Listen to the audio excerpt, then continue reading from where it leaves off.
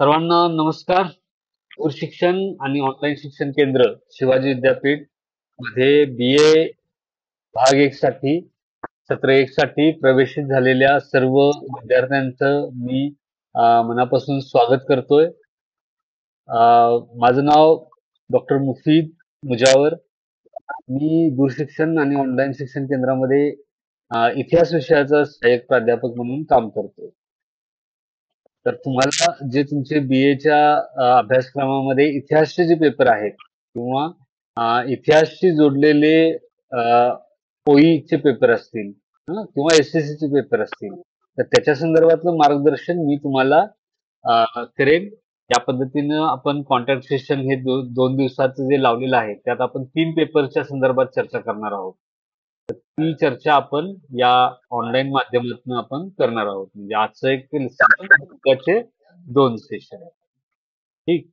तर आपले माईक थोडे बंद करा, मध्ये डिस्टर्बन्स होतो. तर या पद्धतीनं आपण हे सगळं सिलेबस आणि अभ्यासक्रम याच्याबद्दल चर्चा आपण करणार आहोत. आता माझा जो एक पहिला उद्देश होता की तुम्हा सर्वांना एक दूरशिक्षण केंद्राच्या संदर्भात आणि आपली जी वेबसाईट आहे त्या संदर्भात एक थोडी बेसिक माहिती देऊन त्यांचं ओरिएंटेशन करणं, म्हणजे तुम्हाला थोडी त्याची ओळख करून द्यायची, या उद्देशात हा एक माझा उद्देश होता. तर त्याच्यावर आपण थोडं बोलूया का? म्हणजे तुम्हाला वेबसाईट माहिती आहे, तिथं असाइनमेंट्स कुठे बघायचे, तुम्हाला समजा आता तुमची पुस्तकं, आता काही पुस्तकं PDF स्वरूपात यायला सुरू होतील, ते कुठं बघायचं, किंवा तुमचे हे कॉन्टॅक्ट सेशन कुठं आहेत, हे मी तुम्हाला थोडक्यात एकदम दाखवतो. ज्याच्या अनुषंगानं तुम्ही आता हे जे 3 वर्ष हा सगळा कोर्स करणार आहात, तर त्या 3 वर्षाच्या दरम्यान तुम्हाला ही सर्व जी माहिती आहे ती तुमच्या उपयोगी पडेल. तर आपण त्याच्याबद्दल थोडं बोलूया असं मला वाटतंय. ठीक आहे? हो, चालेल सर. मग मी आता थोडं ब्राउझरमध्ये तुम्हाला दाखवेन की कसं आपली वेबसाईट कुठं आहे आणि वेबसाईटवर नेमकी काय काय माहिती मिळते, ती बेसिक तुम्हाला ती माहिती या माध्यमातून सांगेन.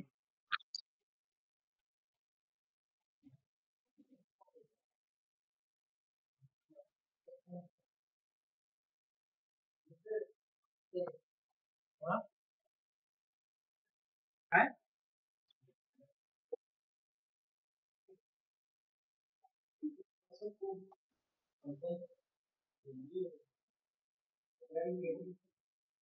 गुगल मध्ये आल्यानंतर तुम्ही दिसते ना, आता ब्राउझर दिसतं ना, गुगल दिसत असेल हो, तुम्हाला. दिसतं क्लिअर. शिवाजी.ac.in असं तुम्ही जर सर्च केलं किंवा ही वेबसाईट टाईप केली, वेब ऍड्रेस टाईप केला, तुम्हाला आपल्या शिवाजी विद्यापीठाच्या वेबसाईटवर जाता येईल. ठीक आहे? तिथे गेल्यानंतर हे थोडं पॉपअप होईल जाहिरात तुम्हाला. इथे तुम्हाला आपल्याकडे जे आपण ऑनलाईन कोर्सेस चालवतो त्याची एक ऍडमिशनची नोटिफिकेशन दिसेल. तुम्हाला इंटरेस्ट असेल तर याच्यात बघू शकता काही, आणि किंवा इथं स्किप नावाचं ऑप्शन, याच्यावर तुम्ही क्लिक करू शकता. आता इथं आल्यानंतर थोडं खाली स्क्रोल केलं की तुम्हाला इथं डिस्टन्स एज्युकेशन असा एक टॅब दिसेल तुम्हाला. डिस्टन्स एज्युकेशन, त्याच्या खाली CDOE असं लिहिलंय. तर CDOE म्हणजे काय? CDOEचा फुल फॉर्म आहे centre for distance and online education. म्हणजे आपण हे दूरशिक्षण आणि ऑनलाईन, म्हणजे जे दूरस्थ पद्धतीनं जे शिकवलं जातं ते कोर्सेस आहेत आपल्याकडे, आणि ऑनलाईन पद्धतीनं जे कोर्सेस घेतले ते देखील आहेत. म्हणून आपलं नाव जे आहे ते centre for distance and online education असं आहे. तर त्याच्यावर तुम्ही क्लिक करा. इथे केल्यानंतर तुम्हाला हे दूरशिक्षण केंद्राचं, दूरशिक्षण आणि ऑनलाईन शिक्षण केंद्राचं हे वेब पेज दिसेल. तिथे आलं की तुम्हाला डाव्या बाजूला अशा अनेक टॅब दिसतील. इथं खूप आहेत, असे एक 15-20 टॅब आहेत. आणि याच्यामध्ये तुम्हाला दूरशिक्षण आणि ऑनलाईन शिक्षण केंद्राबद्दलची सगळी माहिती जी आहे ती तुम्हाला इथं पाहायला मिळेल. ठीक आहे? तर याच्यामध्ये आता तुम्ही आलात की तुम्हाला काय करायचंय की इथं आलं की इथं एक ऑनलाईन नोटीस बोर्ड आहे.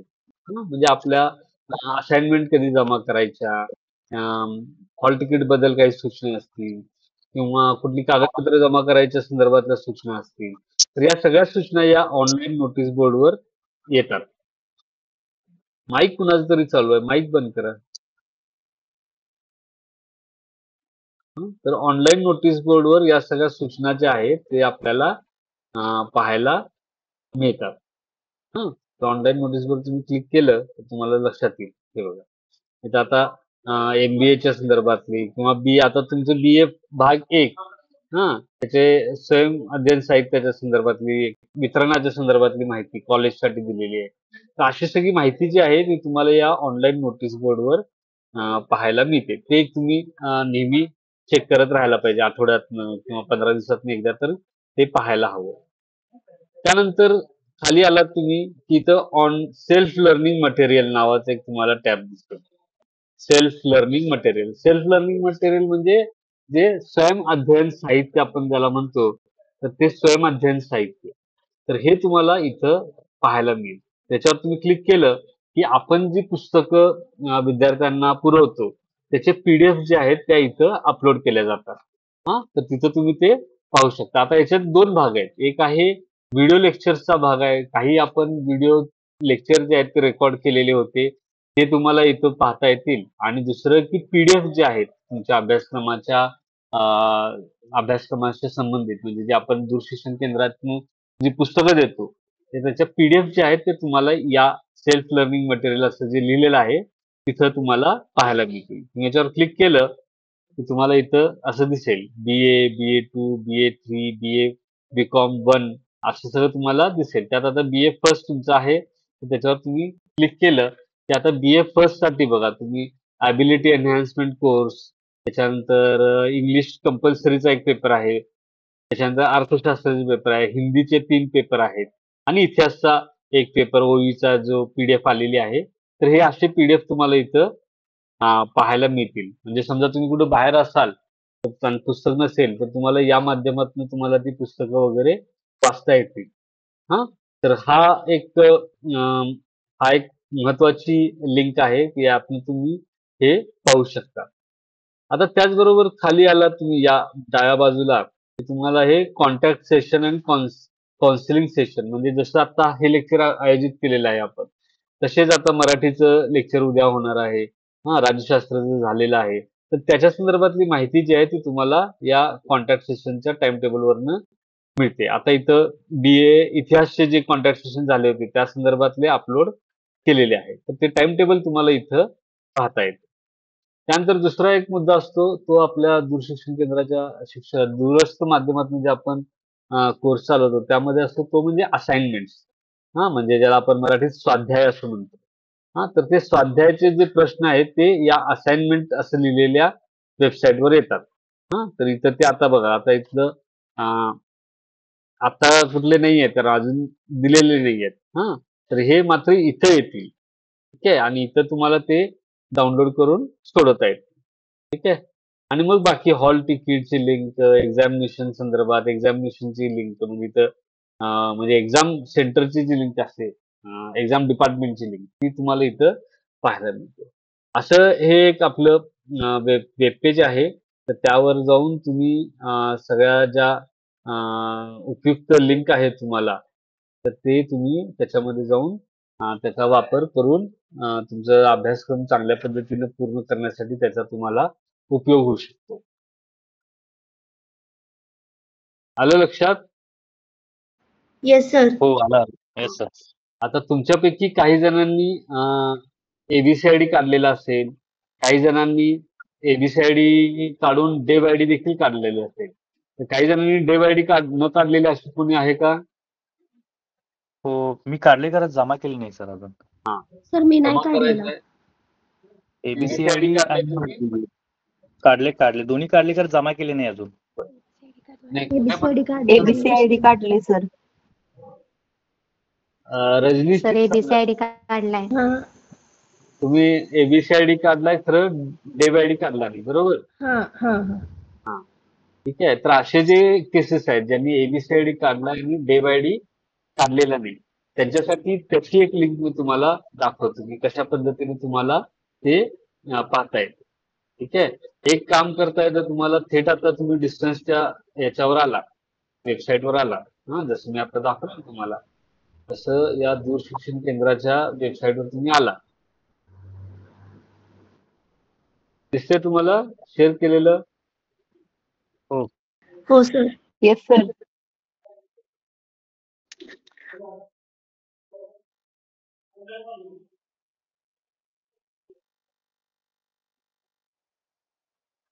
इथं आला तुम्ही. आता इथं जे ऍडमिशन 2024-25 असं लिहिलेलं आहे, त्याच्यावर तुम्ही क्लिक करायचं. त्याच्यावर क्लिक केलं की तुम्हाला इथं वेगवेगळ्या पद्धतीचे लिंक्स तुम्हाला इथं दिसतील.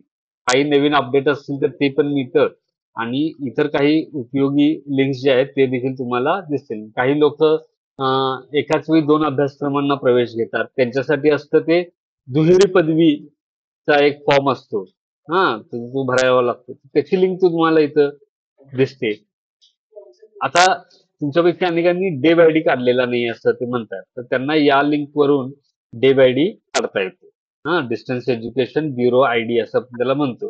हा डे बाय डी दूरशिक्षण माध्यमातून प्रवेश घेतलेल्या प्रत्येक विद्यार्थ्याला आवश्यक आहे.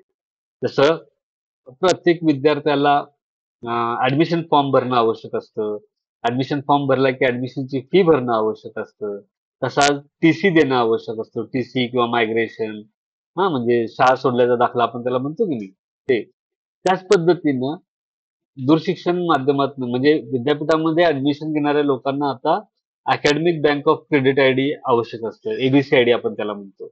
आणि जे विद्यार्थी दूरशिक्षण केंद्रातून माध्यमातून प्रवेश घेतात त्यांना डे बाय डी काढणं आवश्यक असतं. ठीक आहे. तर हा डे बाय डी कसा काढायचा ते मी तुम्हाला दाखवतो. तर हे डिस्टन्स एज्युकेशन ब्युरो ID असं लिहिलेलं आहे इथं. त्याच्यावर तुम्ही क्लिक केलं की तुम्हाला इथं तुम्ही UGC डिस्टन्स एज्युकेशन ब्युरोच्या वेबसाईटवर येता. ही त्यांची वेबसाईट आहे. आणि इथं काय करायचं, फक्त तुमचा ईमेल ऍड्रेस टाकायचा आहे. इथे ईमेल ऍड्रेस टाकला तुम्ही, ABC ID टाकायचा आहे. आणि ABC ID टाकला की काय होईल की तुम्हाला इथं तुमचा ईमेल विचारला जाईल. ईमेल ऍड्रेस आणि डेट ऑफ बर्थ बहुतेक विचारले जाते. एक मिनिट बघून सांगतो. डेट ऑफ बर्थ तुम्हाला विचारला जातो. तर तेवढी माहिती भरायची काय, आणि त्याच्यानंतर तुम्हाला आता हे जे दिसते की नाही इथं, विश्वनाथ वरुटे यांचं एक डे बाय डी दिसतो तुम्हाला. तर अशा पद्धतीचा हा डे बाय डी तयार होतो. आणि याचं काय करायचं, फक्त याचं फोटो स्क्रीनशॉट काढायचा आहे तुम्हाला. एवढ्या याच्या भागाचा स्क्रीनशॉट काढायचा आणि आपल्या अभ्यास केंद्राला जमा करायचा. हा जो नंबर आहे, इथे जो दिलेला नंबर आहे युनिक डे बाय डी, हा तुमचा डे बाय डी नंबर आहे. तर तो तेवढा तुम्ही लक्षात ठेवायचा. म्हणजे ABC ID टाकायचा, त्याच्यानंतर ईमेल ऍड्रेस आणि डेट ऑफ बर्थ विचारतं. मग नंतर डे बाय डी तयार होतो. सबमिट केल्यावर तो डे बाय डी जो आहे तो तुम्ही प्रिंट काढायची त्याची आणि कॉलेजवर जमा करायचा. आता डे बाय डी कसं काढायचा, ABC ID कसा काढायचा, त्याचे जे व्हिडिओ आहेत ते मी ग्रुपमध्ये शेअर करेन. ज्यांनी कोणी काढलेला नसेल त्यांनी या माध्यमातून काढून घ्यायचं आहे. ठीक आहे, आलं लक्षात? आलं. ओके. ओके. ओके. बर. आता हे अभ्यासक्रम सोडून अजून तुम्हाला काही शंका आहे का? नोट्स कधी भेटणार सर? अभ्यासक्रमाबद्दल आपण बोलू. सर नाही, ते नोट्स कधी मिळणार? ते सांगतोय मी. अभ्यासक्रमाच्या संदर्भात, तांत्रिक बाबींच्या संदर्भात काही शंका आहेत का? कुणी एक्झाम फॉर्म भरला नसेल तर एक्झाम फॉर्म भरून घ्या. सध्या दंड चालू असेल, दंडासहित एक्झाम फॉर्म तुम्हाला भरायला लागेल. तुमच्यापैकी कुणी जर भरला नसेल तर. माझ्या मते बऱ्यापैकी लोकांनी भरलेला असावा. सर सिलेबस तोच आहे ना? नाही, ते अभ्यास, मी काय म्हणालो, अभ्यासक्रमाबद्दल मी बोलेन. अभ्यासक्रमाबद्दल आपण नंतर बोलणार. आता मी तांत्रिक गोष्टीच्या संदर्भात विचारतो. एक्झाम फॉर्म कोणी भरला नसेल तर तो त्यांनी भरून घ्यायचा आहे. ठीक आहे. हो. आणि जे काही कागदपत्र तुम्हाला सांगितलेलं असतं, ऍडमिशन फॉर्म कॉलेजवर जमा करायला सांगितलेलं असतं, एक्झाम फॉर्म कॉलेजवर जमा करायला सांगितलेलं असतं, तुमचं TC मायग्रेशन जे काही असेल किंवा शाळा सोडल्याचा दाखला जो असेल तो पण तुम्ही कॉलेजला द्यायचा आहे. आणि या सगळ्या संदर्भात कॉलेजशी सातत्यानं संपर्कात राहणं आवश्यक असतं. ठीक आहे. Okay sir. Excuse me sir. बोला. सर मी इंग्लिश मधून लँग्वेजेस घेतले. सर बर मग पेपर एक्झाम पेपर इंग्लिश मध्येच येणार ना माझं सब्जेक्ट वाईज?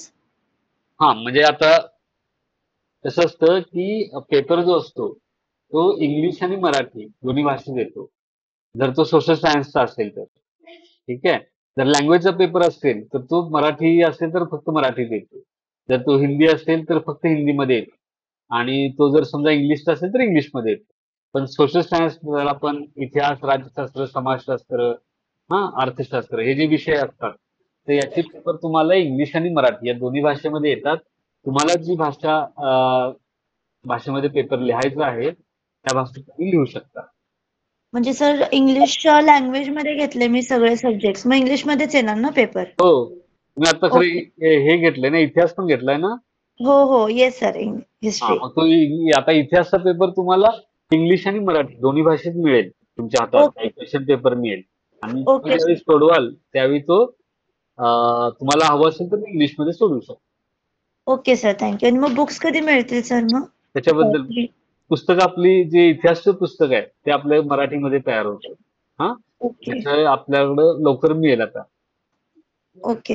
म्हणजे मराठी लँग्वेज मध्येच असेल ती? पुस्तक मराठीमध्ये असणार. Okay okay okay sir. अजून कुणाला काही शंका आहे? एक्झाम कधीपासून असणार आहे? एक्झाम 16 तारखेपासून आहे. आता जे परीक्षा चालू व्हायच्या तारखा ज्या आलेल्या आहेत त्या हिशोबाने एक्झाम 16 तारखेपासून आहे. काय आणि त्याचं जे डिटेल डे वाईज वेळापत्रक आहे ते अजून आपल्याला मिळालेलं नाही. ते आलं की आपण ग्रुपमध्ये शेअर करू. ठीक आहे. ओके. तर आता आपण सिलेबस आपला जो इतिहास विषय आहे तर सो येत्या 16 तारखेपासून आहे एक्झाम. ठीक आहे.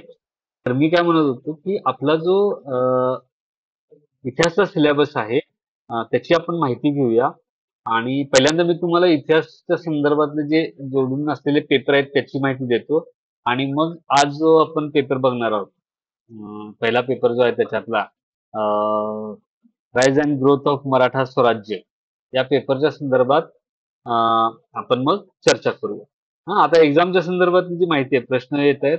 एक्झामचं मी तारीख सांगितली तुम्हाला. आता 16 ऑक्टोबर परीक्षा असेल. त्याचं वेळापत्रक अजून आलेलं नाहीये. ते आले की तुम्हाला ग्रुपवर कळेल आणि त्याच्यात वेळ जी आहे त्याच्यात 11 वाजता आहे, 10 वाजता आहे, 3 वाजता आहे, 2 वाजता आहे, जे काय असेल ते तुम्हाला त्या टाइम टेबल बरोबर ते माहिती.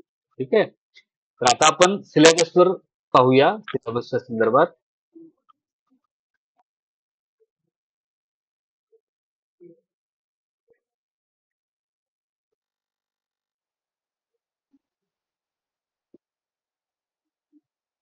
पहिल्यांदा मी तुम्हाला थोडं सिलेबस बद्दल स्ट्रक्चर दाखवतो त्याचं म्हणजे तुम्हाला थोडं अंदाज येईल.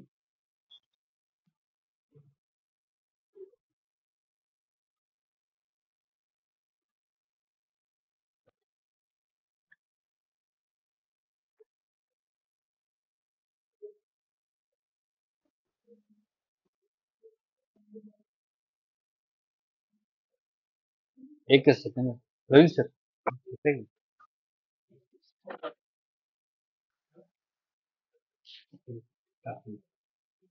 हॅलो.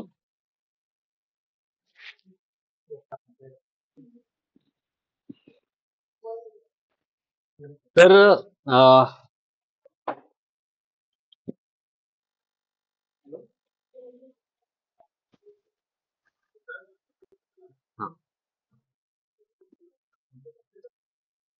आता जो तुम्ही याच्यामध्ये ऍडमिशन घेतलेलं आहात BA इतिहास म्हणजे BA फर्स्ट इयरला ऍडमिशन घेतलेलं आहात बरोबर. आता याच्यापूर्वी काय होतं की BAचं स्ट्रक्चर जे आहे ते वेगळं होतं. आता आपण काय करतोय की हे जे आपलं नवीन स्ट्रक्चर आहे ते न्यू एज्युकेशन पॉलिसी 2020 त्याच्या अनुसार आपण हे तयार केलेलं आहे. ठीक आहे. तर त्यामुळे मध्ये कसं आहे आता मग तुम्हाला डिसिप्लिन स्पेसिफिक विषय जे असतात मग ते तुम्हाला 3 ऑप्शन असतात त्यातले. म्हणजे आता तर काही लोकांनी इंग्लिश घेतलेलं आहे, काही लोकांनी मराठी घेतलं असेल, काही लोकांनी इतिहास घेतलेला आहे, इतिहासाने एखादी लँग्वेज घेतलेली असते. असं ते घेता येतं. आता ज्यांनी इतिहास घेतलेला आहे डिसिप्लिन स्पेसिफिक म्हणून, त्यांना आता हा rise and growth of Maratha स्वराज्य 1600 ते 1680 असा पेपर या सेमिस्टरला आहे. तो इतिहास पेपर नंबर 1 आहे. ठीक आहे. आणि त्यांना एक ओईचा पेपर असतो. तर समजा तुम्ही फॉर्म भरताना हा निवडला असेल तर मराठा फोर्ट्स नावाचा एक पेपर आहे. हा 2 क्रेडिटचा पेपर असतो. हा छोटा पेपर असतो 2 क्रेडिटचा, म्हणजे याच्यामध्ये 2 युनिट असतात. आणि एससी म्हणजे एससीसी स्किल एनहान्समेंट कोर्स एक असतो, तो आहे हिस्टॉरिकल टुरिझम. हा देखील 2 क्रेडिटचा असतो. तर या 2 पेपरच्या संदर्भातली चर्चा जी आहे ती आपण उद्याच्या संपर्कसत्रात करणार आहोत. आज जे आहे आपण राईज ऑफ जो हा 100 मार्क म्हणजे 4 क्रेडिटचा पेपर आहे त्याच्याबद्दल आपण चर्चा करणार. Rise and growth of Maratha स्वराज्य याच्या संदर्भात. ठीक आहे. असंच तुमचं सेकंड सेमिस्टरला देखील तुम्हाला लिगेसी ऑफ छत्रपती शिवाजी महाराज हा एक पेपर असेल या नावाचा, आणि त्याबरोबर OE 2 चा एक म्हणजे ऑप्शनल इलेक्टिव्ह असं त्याचं नाव आहे. तो तो त्याच्या ह्याच्यातला देखील तुम्हाला एक पेपर असेल, स्टडी ऑफ सिलेक्ट फोर्ट्स म्हणून. ठीक आहे.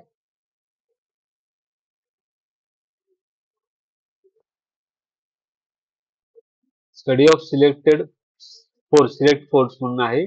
आणि स्किल एनहान्समेंट कोर्समध्ये मॅनेजमेंट ऑफ हिस्टॉरिकल टुरिझम असा एक पेपर असतो. आणि कम्युनिटी एंगेजमेंट प्रोग्राम म्हणून आहे, CEP असं त्याला म्हणतात. त्याच्यामध्ये प्रिझर्वेशन ऑफ लोकल हिस्ट्री असा पेपर असतो. मग आता तुम्ही ज्यावेळी फॉर्म भरताना ज्या पद्धतीनं विषय निवडलेले असतात, कारण तुमच्या निवडीचा मुद्दा आहे, तर यातले काही विषय तुम्ही निवडलेले असू शकतात, किंवा कुठलाच विषय इतिहासाचा सोडून, म्हणजे जो पहिला मोठा पेपर आहे 4 क्रेडिटचा, तो सोडून दुसरा कुठला विषय घेतलेला नसेल, असं पण असू शकतं. तर तुमच्या फॉर्म मध्ये तुम्ही जे विषय भरलेले आहात त्या पद्धतीनं तुमचे पेपर होणार आहेत. एवढं एक गोष्ट आपण लक्षात ठेवायची आहे. आणि हे जी सगळी अरेंजमेंट आहे, हे जे सगळं पेपर वगैरे आलेले, हे न्यू एज्युकेशन पॉलिसीनुसार सुधारित केलेला अभ्यासक्रम आहे, जो यावर्षी लागू झालेला आहे. तर तुमचा सिलेबस जो आहे तो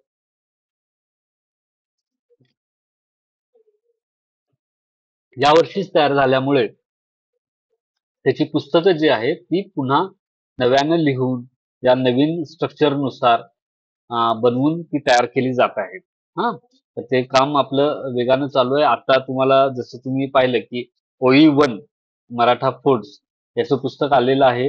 rise and growth of Maratha स्वराज्य याचं पुस्तक पण येत्या 1 ते 2 दिवसात तुम्हाला PDF याची मिळून जाईल. आणि हिस्टॉरिकल टुरिझमचं पण लवकर मिळून जाईल. तर त्यामुळं PDF जे आहेत ते आपल्याला लवकर मिळतील, आणि PDF आल्या की त्याच्यानंतर हार्ड कॉपी जे आहेत ते लगेच तयार होतात, त्याच्यात काही वेळ लागत नाही.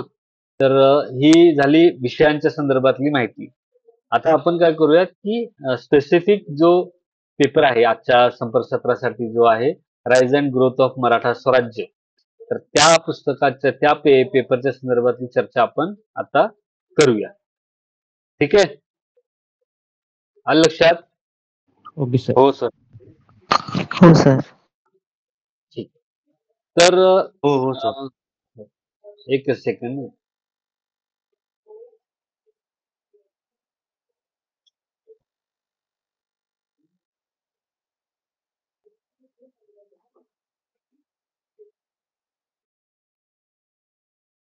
तर आपण जे स्ट्रक्चर पाहिलेलं आहे त्या स्ट्रक्चरनुसार जो आपला हा इतिहासचा जो पेपर आहे याच्यातला rise and growth of Maratha स्वराज्य, तर त्याची आपण माहिती घेऊया. सर मला एक शंका होती. बोला. आता फर्स्ट सेमिस्टरला 8 सब्जेक्ट असणार आहेत ना? बरोबर. तुमच्या आता फॉर्मवर किती आलेत? 8 आलेत. मला सिलेबस व्यवस्थित समजलं नाहीये. आता हिस्ट्रीचं म्हणला तुम्ही, history rise and growth of Maratha स्वराज्य, हे एकच असणार आहे, ते म्हणजे असणार आहे ना मला, ते बाकीचं तुम्ही म्हणला ते नसणार आहे का? नाही, मी तेच सांगितलं. तुमचा जो फॉर्म भरलाय तुम्ही, बरोबर, त्या फॉर्मवर जे विषय आहेत ते तुमचे विषय आहेत, कारण तुम्ही निवडलेत ना ते, बरोबर की? येतंय आता का? ते ओई तुम्ही म्हणला. माझा माझा प्रश्न समजून घ्या मी काय म्हणतोय. तुम्हाला विषय निवडण्याच्या संदर्भात आपण ऑप्शन्स होते तिथं टिक करायचं होतं, बरोबर? तर त्या हिशोबाने तुम्ही निवडलेले हो. विषय आहेत, बरोबर? आता याच्यात खूप विषय होते, बरोबर? किती आले होते जवळपास 15-16 असतील ना विषय वेगवेगळे? सोळा नाही, विषय होते. त्या सांगलीमध्ये त्या सरांनी फक्त त्यांच्याकडे जे अवेलेबल होते तेवढेच सांगितले. नाही, आता हे इंडिव्हिज्युअल पातळीवरती झालं. तर कसं आहे की ते बरेच विषय असतात. काय आता समजा इतिहासचा एक ओळीचा विषय असतो. ओपन इलेक्टिव्ह म्हणतो आपण त्याला. इतिहासशी संबंधित ओपन इलेक्टिव्ह असतो. सोशिओलॉजीशी संबंधित ओपन इलेक्टिव्ह असतो. पॉलिटिकल सायन्सचा संबंधित ओपन इलेक्टिव्ह असतो. ठीक आहे? तर अशा पद्धतीनं प्रत्येक विषयाचे ओपन इलेक्टिव्ह असतात. म्हणजे ते त्या विद्यार्थ्यांनी घ्यायलाच हवं असं काही नाहीये. येतं लक्षात? तुमची तुम्हाला जे हवं ते तुम्ही घेऊ शकता. न्यू एज्युकेशन पॉलिसीमध्ये ही फ्लेक्झिबिलिटी जी आहे हीच महत्वाची आहे. आणि त्या हिशोबानं ते तयार केलेलं आहे. तर तुम्ही निवडू शकता. त्याच्यात काही अडचण नाहीये. आता तुम्ही काय करायचं आहे, की तुमच्या फॉर्मवर जे तुम्ही विषय निवडलेले आहेत किंवा जे तुम्हाला आणखी खात्री करायची असेल, तर तुमचा जो एक्झाम फॉर्म असतो, त्या एक्झाम फॉर्मवरचे जे तुमचे विषय आहेत, हे तुमचे परीक्षेसाठी विषय आहेत. एवढं तुम्ही पक्क लक्षात ठेवायचं आणि त्या दृष्टीने अभ्यास करायचा. म्हणजे तुमच्या ह्याच्यामध्ये अ, इतिहास तुमच्या डोक्यात होते इतिहास निवडायचं. हां. आणि हो, मला इतिहास आवडतो म्हणून निवडला होता. पण ते तुम्ही बाकीचे सांगितलं ना, ते त्यामध्ये नाहीये. म्हणजे फक्त वरचे ते 4 युनिट असणार आहेत, ते तेवढेच असणार आहेत ना? हां, बरोबर. तसं असू शकते. तुम्ही जर खालचे 2 पेपर आहेत, ते जर निवडला नसाल काय, तर ते येणार नाहीत तुम्हाला. आलं लक्षात? हां, okay. Okay, okay. Thank you sir. जेवढे तुम्ही निवडले आहेत, म्हणजे इव्हन समजा इतिहास निवडला नाही आणि खालचे 2 पेपर निवडले असतील, तर ते येणार. असं आहे. तुम्ही काय निवडले, तुमच्या फॉर्ममध्ये काय आहे, त्याच्यावर ते ठरतं. ठीक आहे? हां, ओके सर. हां, तर असे पेपर असणार आहेत. तर आपण आता जो आपला सिलेबस आहे, हा जो paper rise and growth of Maratha स्वराज्य, त्याच्या संदर्भात चर्चा करूया. माझ्या मते आता जे 40 जण जे जॉईन झाले, त्या सगळ्यांचा हा विषय आहे. हो. बरोबर? हो सर. हां, तसं मी गृहीत हो धरू. हो म्हणजे मला एक हो सर. विद्यार्थी संख्येचा अंदाज हो यावा हो विचारतोय. हो सर. हो अच्छा. ठीक आहे. तुम्ही सर्वांनी एकदा मेसेजमध्ये काहीतरी येस किंवा येस असं टाकलं, तर जरा मला नेमका अंदाज येईल. 3-4 जण फक्त बोलणार म्हणणार आणि मग ते मला वाटलं सगळ्यांचं आहे असं काय नव्हतं.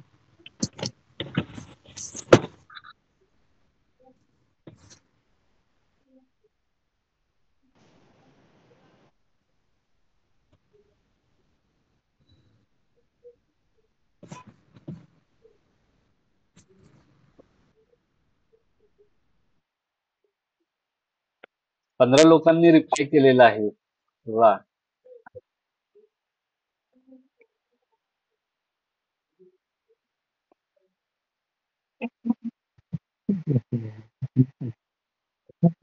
ठीक आहे. मग तुमच्या सर्वांचा इतिहास विषय असा आपण गृहीत धरू आणि मी आता त्याच्याबद्दल बोलायला सुरुवात करतो. ठीक आहे. तुम्हाला काही मध्ये शंका वगैरे वाटली तर विचारा किंवा 1 मिनिट संपल्यानंतर मी तुम्हाला विचारेन. काय अडचण असेल तर आपण त्या संदर्भात बोलू. आता हे जे काही मी आता सांगणार आहे ते एखाद्या व्याख्यानासारखं नसणार आहे किंवा आपण जे क्लासरूममध्ये जशी चर्चा करतो तशा पद्धतीने नसणार आहे. मी तुम्हाला सिलेबस बद्दल माहिती सांगेन. काय-काय पॉइंट्स असतील त्याबद्दल सांगेन. हं. आणि साधारणपणे अभ्यास आता तुमच्याकडे ते त्या विषयाचं पुस्तक नाहीये.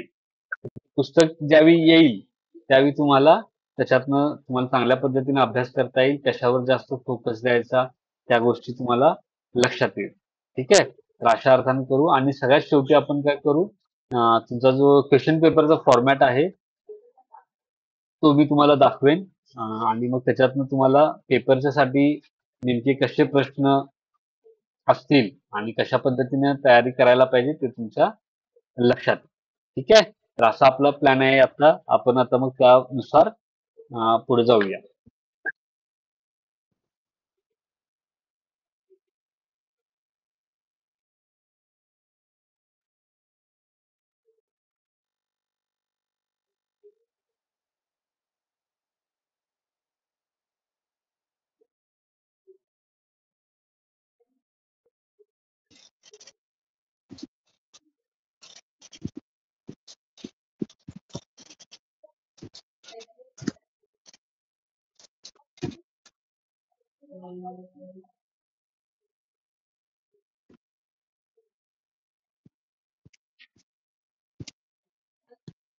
ठीक आहे.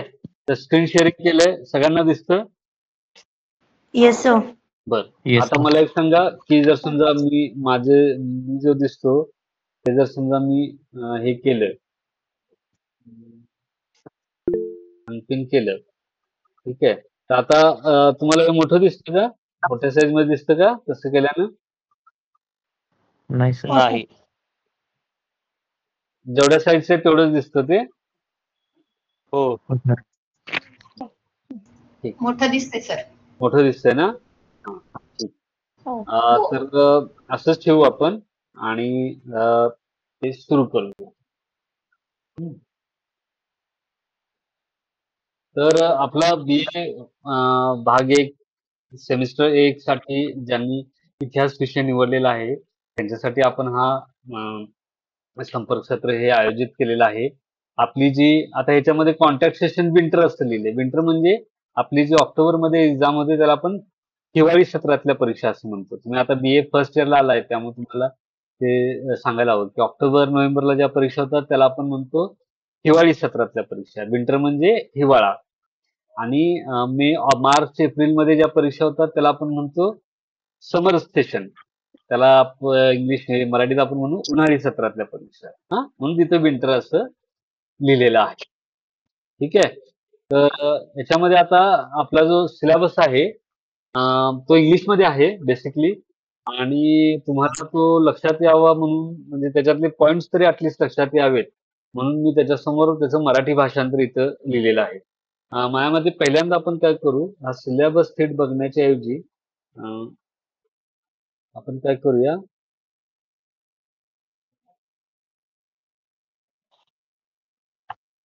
पहिल्यांदा मी तुम्हाला हे शेअर करेन. त्याचे काही उद्दिष्ट आहेत, या अभ्यासक्रमाचे काही उद्दिष्ट आहेत ती तुम्हाला शेअर करेन की जेणेकरून तुम्हाला कशावर फोकस करायचं ते लक्षात येईल. ठीक.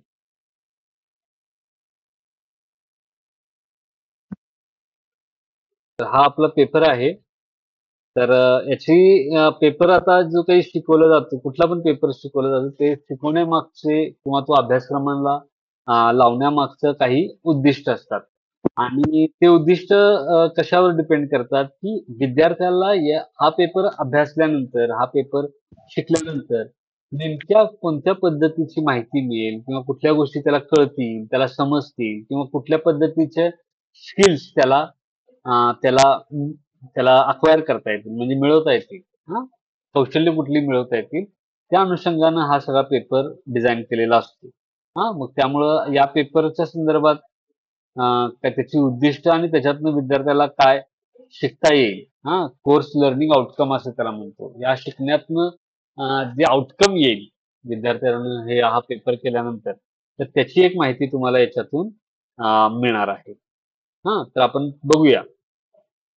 Rise and growth of Maratha स्वराज्य म्हणजे 1680 ते 1680 म्हणजे मराठा स्वराज्याचा उदय आणि विकास किंवा वाढ असं आपण त्याला म्हणू शकतो. असं पेपरचं नाव आहे हे, मराठा स्वराज्याचा उदय आणि विकास. During the medieval times, most of the rulers in India were at the mercy either Mughals or of the Sultans. म्हणजे मध्ययुगात काय होती परिस्थिती, मध्ययुगीन काळामध्ये, मध्ययुग माहिती आहे ना आपल्याला, प्राचीन काळ, मध्ययुगीन काळ आणि अर्वाचीन किंवा आधुनिक काळ. त्याच्यातला जो मधला मध्ययुगीन काळ आहे की नाही, म्हणजे साधारणपणे आपण म्हणतो त्याला ब्रिटिश भारतात येण्यापूर्वीचा काळ, त्याला आपण मध्ययुग म्हणतो. म्हणजे दिल्लीमध्ये सुलतानशाहीची स्थापना झाली तिथपासून इंग्रजांची सत्ता भारतावर स्थापन होण्याचा काळ, एवढा जो मधला काळ आहे त्याला आपण मध्ययुग म्हणतो. साधारणपणे इसवी सनाच्या 8व्या-9व्या शतकापासून 9व्या-10व्या शतकापासून ते 18व्या शतकापर्यंत याला आपण मध्ययुग असं म्हणतो. ठीक आहे. तर हा जो काळ होता, तर या काळातल्या लोकांचं कसं होतं, जे राज्यकर्ते जे होतील वेगवेगळ्या प्रदेशातले, ते तरी एकतर मुघल्स असतील, मुघल जी सत्ता होती, त्या सत्तेचे किंवा दिल्लीचे जे सुलतान होते त्यांच्या आधारे ते राज्य होती. मात्र अ, यामध्ये स्वतःचं राज्य किंवा स्वराज्य निर्माण करण्याचा जो सगळा प्रयत्न आहे आणि त्याच्यात यशस्वी जे झाले ते म्हणजे छत्रपती शिवाजी महाराज. हां. मग आता त्या त्या स्वराज्याबद्दलची माहिती आपल्याला याच्यातनं घ्यायची आहे. आता यामध्ये म्हटलं की छत्रपती शिवाजी महाराज vision of स्वराज्य, literary self-rule and his efforts to achieve it was only one voice at the time which asserted need to protect, preserve our own language, culture, religion and mostly the people and land. हा म्हणजे आता हे जे असं सगळं होतं की नाही सगळीकडे मुघलांचं राज्य किंवा हे जे दख्खन मधल्या ज्या 5 शाया होत्या त्यातल्या 3 शाया त्यावेळी अस्तित्वात होत्या म्हणजे आदिलशाही, निजामशाही आणि कुतुबशाही. तर अ, यांच्यापेक्षा वेगळं होऊन अ, आपलं स्वतःचं राज्य स्थापन करण्याचा जो अ, यशस्वी प्रयत्न जो आहे तो छत्रपती शिवाजी महाराजांनी केलेला होता. आता यामध्ये काय वैशिष्ट्य काय होतं या स्वराज्याचं, की याच्यामध्ये जसं स्वतःची भाषा म्हणजे मराठी भाषा असेल, हां, अ, स्वतःची भाषा, स्वतःची संस्कृती, धर्म आणि इथले लोक आणि इथली जमीन किंवा भूप्रदेश याचं रक्षण करणं, त्याला संरक्षित करणं म्हणजे याची म्हणजे याचा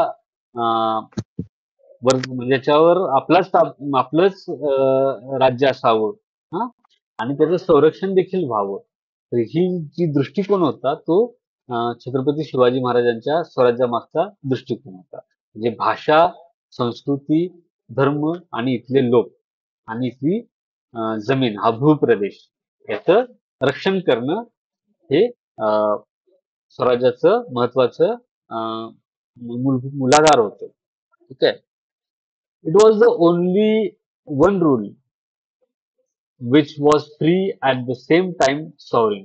म्हणजे काय की हे त्या काळामध्ये कसं होतं की आता तुम्हाला माहित आहे की जयपूर, जोधपूर वगैरे इकडं राजपूत राजे होते. आपल्याला पण आता ज्यावेळी आपण शिवाजी महाराजांचा इतिहास बघणार आहोत त्यामध्ये मिर्झा राजा जयसिंगचं नाव होईल किंवा जसवंत सिंग याचं नाव येतं.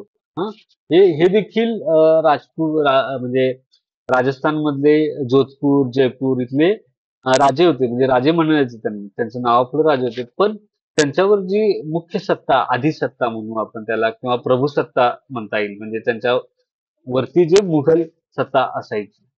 पण छत्रपती शिवाजी महाराजांनी स्थापन केलेले स्वराज्य आहे ते एकतरी पूर्णपणे स्वतंत्र होतं. त्याच्यावर त्याचा कारभार जो आहे तो छत्रपतींच्या माध्यमातून चालायचा आणि त्याचवेळी ते सॉवरीन होतं. सॉवरीन म्हणजे हा जो इंग्लिश शब्द आहे की नाही याचा अर्थ असतो की सार्वभौमत्व. म्हणजे त्याच्यात कुणीही दुसरी बाह्य शक्ती जी आहे ती कुठल्याही पद्धतीचा हस्तक्षेप करू शकत नाही. की तुम्ही असं करायला हवं किंवा हे करायला हवं असं कोणीही इन्स्ट्रक्शन त्याच्यामध्ये देऊ शकत नाही. ते जे राज्य आहे त्याचे जे राजा आहेत, छत्रपती आहेत, तेच त्या राज्यातल्या संदर्भातले निर्णय घेऊ शकतात आणि पूर्णपणे स्वतंत्र पद्धतीनं घेऊ शकतात. त्यामुळं मराठा स्वराज्य जे आहे छत्रपती शिवाजी महाराजांनी स्थापन केलेलं हे त्या मध्ययुगीन काळात ज्या पद्धतीच्या सगळ्या सत्ता होत्या त्याच्यामध्ये खूप युनिक ठरतं. म्हणजे एक वेगळेपणा आहे त्याचा की ते पूर्णपणे स्वतंत्र आणि सार्वभौम होतं. हे त्याचं वैशिष्ट्य आहे. The historian says that history is the wisdom told through examples.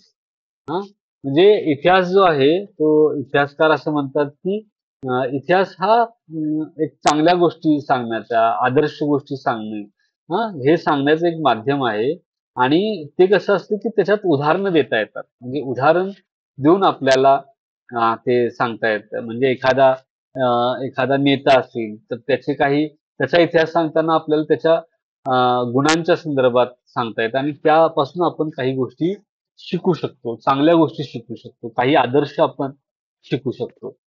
तर त्यानुसार इतिहास हा महत्वाचा असतो, की जो काही आदर्श गोष्टी असतील, काही शिकण्यासारख्या चांगल्या गोष्टी असतील, ते आपल्याला अ, याच्या माध्यमातनं अ, अं, उदाहरणं देऊन आपल्याला त्यातून शिकता येतं. त्या अनुषंगानं आपण पाहिलं, की the events in the life of Chhatrapati Shivaji Maharaj are the examples to show and cherish moral values. म्हणजे काय, की छत्रपती शिवाजी महाराजांच्या म्हणजे जे जीवन कार्याचं आपण ज्यावेळी माहिती घेतो, त्यांच्या आयुष्यातले जे प्रसंग आहेत, अनेक बिकट प्रसंग आहेत, अनेक धाडसी अम, अम, काय म्हणता येईल त्याला, कार्य त्यांनी केलेले आहेत. अनेक मोठं स्वराज्य स्थापन केलेलं आहे. अत्यंत विपरीत परिस्थितीमध्ये स्थापन केलेलं आहे. तर यातून आपल्याला म्हणजे आपण हे जे महाराजांच्या आयुष्यातल्या या घटना ज्या आहेत, त्याचा अभ्यास केल्यानंतर आपल्याला अ, आपल्यामध्ये काही नैतिक मूल्य, मॉरल व्हॅल्यूज ज्याला म्हणतो आपण, ती नैतिक मूल्य रुजतील किंवा ती आणखी फ्लरिश होतील, म्हणजे आणखी फुलतील, चांगल्या पद्धतीने आणि विकसित होतील. अशा पद्धतीनं तुम्हाला या छत्रपती शिवाजी महाराजांच्या जे काही आयुष्यातले घटनाक्रम आहे, त्याच्या माहितीतून लक्षात येईल. म्हणजे कसं, तर like urge of for freedom, independence, self rule, self decision, self respect, respect for women, downtrodden, unsung आणि डिसरिगार्डेड कॉमन पीपल. म्हणजे तुम्हाला दुसरं काय, की साठी म्हणजे स्वातंत्र्य किती महत्वाचं आहे हे तुमच्या लक्षात येईल. त्याच्यानंतर स्वतःचे निर्णय स्वतः घेणं, सेल्फ डिसिजन, आपले आयुष्यातले निर्णय आपण घेण्याच्या संदर्भातलं एक धाडस तुमच्यामध्ये यातनं निर्माण होईल.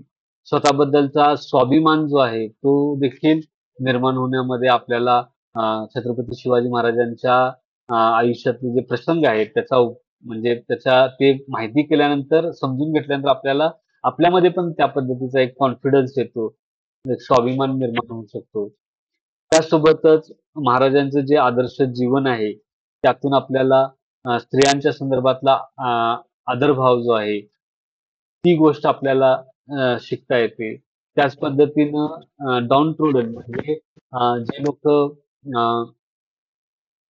दुर्बल आहेत किंवा अशक्त आहेत किंवा समाजामध्ये तळाशी ढकललेले आहेत, किंवा गरिबीमुळे समाजाच्या तळाशी आहेत किंवा ज्यांना खूप असं समाजात स्टेटस नाहीये, अशा लोकांच्यासाठी देखील आपण त्यांच्याशी कशा पद्धतीनं व्यवहार करायला हवा, आदर्श व्यक्ती म्हणून, तर त्याची देखील आपल्याला एक शिकवण जी आहे ती या छत्रपती शिवाजी महाराजांच्या इतिहासाच्या अभ्यासातून मिळते. म्हणून आपल्याला हा अभ्यासक्रम जो आहे तो लावलेला आहे. The course for the starters in the BA program is dedicated to life and achievement of Chhatrapati Shivaji Maharaj and his great legacy. म्हणजे हा जो कोर्स आहे तो BA प्रोग्राम जे लोक आता सुरू करतायत, त्यांना छत्रपती शिवाजी महाराजांचा जीवन आणि त्यांनी जे काही स्वराज्य स्थापनेचं काम केलेलं आहे, जे काही त्यांच्या आयुष्यात त्यांची कारकीर्द जी आहे, आणि त्यांचा जो काही वारसा आहे, त्याची सगळी माहिती या BAच्या विद्यार्थ्यांना व्हावी या साठी हा अभ्यासक्रम सुरू केलेला आहे. आता या कोर्स शिकल्यानंतर तुम्हाला काय आउटकम्स काय आहेत या कोर्समधून, काय फलनिष्पत्ती काय होईल, तर त्याच्या संदर्भात देखील काही गोष्टी लिहिलेल्या आहेत, त्या देखील तुम्हाला मी दाखवतो. Learn and understand the life and work of Chhatrapati Shivaji Maharaj in the light of fresh evidences that come fourth since last 2 decades. म्हणजे छत्रपती शिवाजी महाराज यांच्या जीवन आणि कार्यांच्या संदर्भात जे गेल्या 20 वर्षात जे काही नवीन संशोधन देखील झालेलं आहे. तर त्याच्या अनुषंगानं आपल्याला हे जे सगळी त्यांची कारकीर्द आहे, त्यांचं जे जीवन आहे, ते आपल्याला समजून घ्यायचं आहे. Learn the importance of Chhatrapati Shivaji Maharaj vision of Swarajya, not only for the people of Maharashtra, but also for the people of all over nation who were in the need for self-rule and self-respect.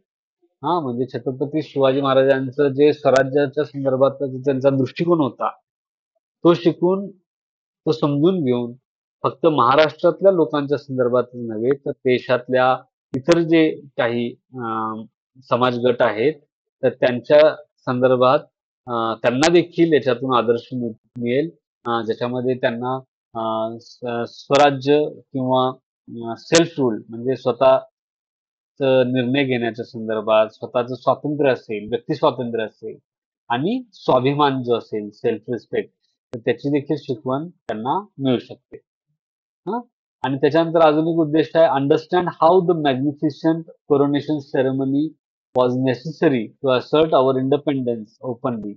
At the same time, inspire other people in the nation which were also seeking to free themselves from the clutches of the Mughal or Sultanates. म्हणजे छत्रपती शिवाजी महाराजांनी एकदम असं मोठा राज्याभिषेक केला आणि आपल्या स्वराज्याचं जे स्वतंत्र अस्तित्व जे आहे ते स्पष्ट केलं, दाखवून दिलं. तर ते फक्त असंच केलेला रिवाज नव्हता, म्हणजे काहीतरी विधी आहे म्हणून राज्याभिषेक केला असं नसून इतर जे लोक आहेत त्यांना देखील स्वातंत्र्याची उर्मी किंवा प्रेरणा त्यांच्यामध्ये निर्माण व्हावी आणि त्यांनी देखील स्वतःला या मुघल किंवा सल्तनत जे होत्या दख्खनमधल्या त्यांच्यापासून स्वतःला स्वतंत्र करण्याच्या संदर्भात प्रयत्न करावे, अशा एक त्याच्यामागं दृष्टी होती असं मानलं जातं. Understand how protecting and preserving our language culture is necessary to existence our own identity. म्हणजे आपण आता सर्वजण स्वतःला मराठी भाषिक म्हणतो, महाराष्ट्राचे रहिवासी म्हणतो. तर ही जी सगळी आपली जी ओळख आहे, तर ही आपल्याला आपल्या भाषेमुळं, आपल्या संस्कृतीमुळं मिळालेली आहे. तर ती जी ओळख जी आहे ती ओळख टिकवणं, कारण ती ओळख टिकवणं आवश्यक आहे, कारण आपली भाषा, आपली संस्कृती टिकली तरच ती आपल्याला ओळख टिकवता येते. म्हणून त्याचं संरक्षण करणं कसं आवश्यक आहे हे यातून आपल्याला लक्षात येतं. आणि 5वा जो शेवटचा मुद्दा आहे, understand how the goal based on the higher moral values can be achieved through consistent efforts and belief in our goals and our own people. म्हणजे तुम्ही एकदा नैतिक मूल्यांच्या आधारावर तुमची काही उद्दिष्ट जर ठरवलेली असतील, तर ती तुम्हाला सातत्यानं त्यासाठी प्रयत्न करावा लागतो आणि ते आपल्या लोकांच्या साठी तुम्हाला हे सतत तुम्हाला प्रयत्न करावा लागतो आणि त्यामध्ये काय असतं की तुमची जी उद्दिष्ट आहेत त्याच्यावर तुमचा विश्वास असावा लागतो. अगदी दुर्धर्म्य विश्वास आपण त्याला म्हणतो, दुर्धर्म विश्वास जो असतो तो तुम्हाला असावा लागतो, आपल्या उद्दिष्टांवर पण असायला लागतो आणि त्याचबरोबर ज्यांच्या साथीनं, ज्यांच्या सहकार्यानं तुम्ही तो पूर्ण करतो, अशी जी तुमची लोक असतात, तुमची जी प्रजा असते, तुमचे जे लोक असतात त्याच्या माध्यमातून हे त्यांच्यावर देखील तुमचा तेवढाच विश्वास असावा लागतो. म्हणजे उदाहरण म्हणजे छत्रपती शिवाजी महाराजांना स्वराज्य स्थापन करायचं त्यांनी ठरवलं होतं. आपलं स्वतःचं म्हणजे आपल्या लोकांचं स्वतंत्र राज्य असावं असं त्यांनी ज्यावेळी ठरवलं आणि स्वराज्याच्यासाठी प्रयत्न सुरू केले, ते स्वराज्य होईल याच्यावर त्यांचा अत्यंत विश्वास होता की आपण हे करू शकू. त्याचबरोबर आपली जी लोक आहेत, हे मावळ प्रदेशातली जी लोक होती किंवा जी मराठी भाषिक लोक होती, हे देखील यांना घेऊन आपण हे करू शकू याच्यावर देखील त्यांचा विश्वास होता. तर हे आपल्याला या सगळ्या पेपर्सच्या माध्यमातून आपल्याला हे शिकता येईल. तर हे त्याची उद्दिष्ट आहेत आता आपण काय करू की पेपरमध्ये जे काही पॉइंट्स आहेत ते तुम्हाला त्याच्याबद्दल मी थोडक्यात सांगत जाईन किंवा फक्त थोडं एक्सप्लेन करेन, कारण काय याच्यात खूप असं डिटेलमध्ये सांगणं आता एवढ्या वेळामध्ये शक्य नाहीये. तरी मी तुम्हाला सांगेन की ज्याच्यामध्ये काय तुम्हाला महत्वाचं लक्षात ठेवायचं ते देखील तुमच्या लक्षात येईल. आता मी शेअर केलेलं दिसतंय तुम्हाला? हो सर. काय दिसतंय आता? हो सर दिसतं. काय दिसतंय? दिसतात. हा? नोट मॉडेल 1 नाही. बॅक टीचिंग साठी पॉइंट आहेत ते. इंग्लिश मराठी पॉइंट दिसतात? हो. नाही इंग्लिश इंग्रजी. सर फक्त इंग्लिश मधूनच आहे. तेच विचारतोय. मराठीतून नाही. इंग्रजी मधूनच दिसतं फक्त. बरं आलं लक्षात.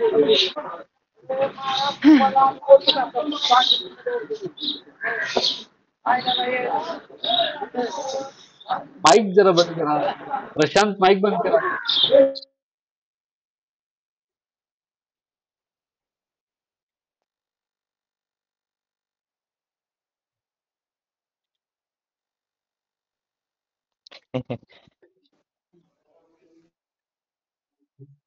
आला सिलेबस आला? आला हो, सर. मराठी इंग्रजी. आला.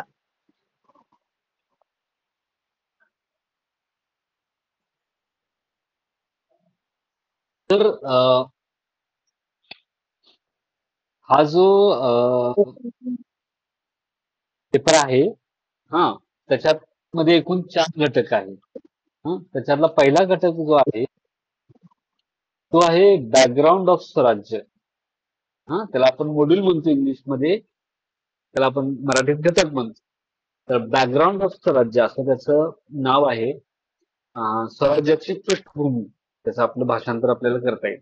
म्हणजे हे जे मराठा स्वराज्य छत्रपती शिवाजी महाराजांनी जे स्थापन केलं, ते स्थापन करताना त्यांनी त्याची पृष्ठभूमी काय होती, अशा कुठली परिस्थिती त्या काळामध्ये होती, या प्रदेशामध्ये होती की ज्याच्या माध्यमातून ज्याच्यामध्ये म्हणजे त्यांना ते स्वराज्य स्थापन करावं असं वाटलं. त्याच्यानंतर ते करताना इथल्या काही गोष्टींचा म्हणजे गोष्टी देखील त्यांना अनुकूल ठरल्या या सगळ्या याच्यामध्ये. किंवा त्यांचा स्वतःचा व्यक्ती म्हणून विकास होत असताना अशा कोणत्या गोष्टी होत्या की ज्याच्यामुळे त्यांना स्वराज्य स्थापनेचा जो काही त्यांचा जो आपण त्याला म्हणू की जो काही त्यांनी प्रयत्न केला, जे कार्य केलं, त्याच्या प्रेरणा त्यांना त्याच्यातून मिळाल्या. तर या गोष्टी आपल्याला या पहिल्या युनिट मधनं समजून घ्यायचं आहे. म्हणजे पहिला जो त्यातला पॉइंट आहे तो causes for rise of Maratha स्वराज्य. मराठा स्वराज्याच्या उदयाची कारणे कोणती आहेत. म्हणजे ज्यावेळी छत्रपती शिवाजी महाराजांच्या पूर्वी आपल्याला माहित आहे की बेसिकली तुम्ही सर्वांनी म्हणजे आपल्या सर्वांनाच हा छत्रपती शिवाजी महाराजांचा जो इतिहास आहे तो बऱ्याचदा आपल्याला आपल्या शालेय पुस्तकातनं किंवा बाहेर चित्रपट असतील, कथा, कादंबऱ्या याच्यातनं आपल्याला बऱ्याचदा माहीत झालेला असतो. याच्यातलं घटनाक्रम आपल्याला बऱ्याचदा माहीत असतं. तर त्यातल्या काही ज्या गोष्टी सांगतोय ते बऱ्याचदा रिपिटेशन पण तुम्हाला वाटू शकतं. मग आता मराठा स्वराज्य स्थापन होण्याच्या मागची कारणं काय होती? तर दख्खनमध्ये काय, दख्खन ज्याला आपण हा प्रदेश म्हणतो, म्हणजे विंध्य पर्वत जे आहे त्याच्या दक्षिणेचा प्रदेश आणि तुंगभद्रा नदी जी आहे त्याच्या उत्तरेचा प्रदेश, याला आपण साधारणपणे दख्खनचं पठार असं म्हणतो. आणि या दख्खनच्या पठाराच्या पश्चिम बाजूला सह्याद्री पर्वत आहे आणि सह्याद्री पर्वताच्या परत पश्चिमेला कोकणची किनारपट्टी आहे. आणि त्याच्या पलीकडे अरबी समुद्र आहे. असा हा सगळा प्रदेश होता. तर या प्रदेशावर सुरुवातीच्या काळात 5 शाया, सुरुवातीच्या काळामध्ये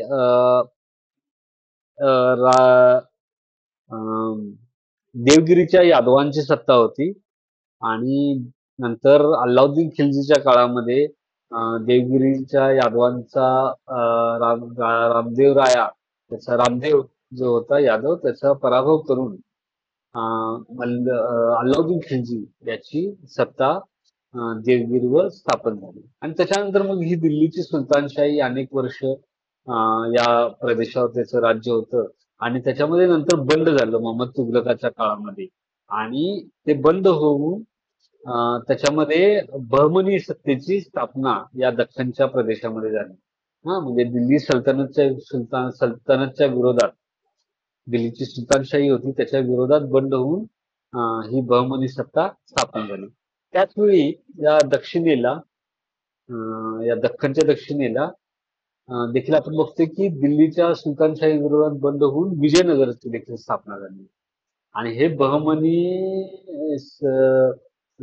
सुलतानशाही बहमनी राज्य आणि विजयनगर यांच्यामध्ये सतत संघर्ष होत होता. पुढं बहमनी सत्तेची तुकडे झाले, त्याचे 5 भाग झाले आणि आपल्याला माहित आहे की 5 भाग म्हणजे कुठले तर अहमदनगरची निजामशाही, गोलकोंड्याची कुतुबशाही, विजापूरची आदिलशाही, त्याच्यानंतर वराडची इमादशाही आणि बिदरची बरीदशाही असे हे 5 ज्या छोटी राज्य जी आहेत ती या बहमनी राज्यापासून निर्माण झाली.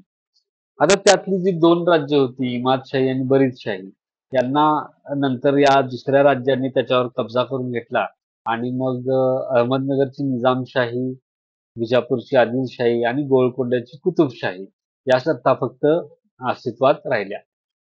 त्याच काळात काय झालं की उत्तरेला मुघलांची सत्ता स्थापन झाली. दिल्ली सल्तनतची सत्ता गेली, तिथं सुलतानशाही संपुष्टात आली आणि मुघलांची सत्ता स्थापन झाली आणि मुघलांच्या सत्ता स्थापन झाल्यानंतर जो सम्राट अकबर होता मुघल सम्राट त्यानं आपलं राज्य कन्सॉलिडेट केलं म्हणजे मजबूत केलं आणि मग आपला साम्राज्य विस्तार जो आहे तो दक्षिणेकडे सुरू केला.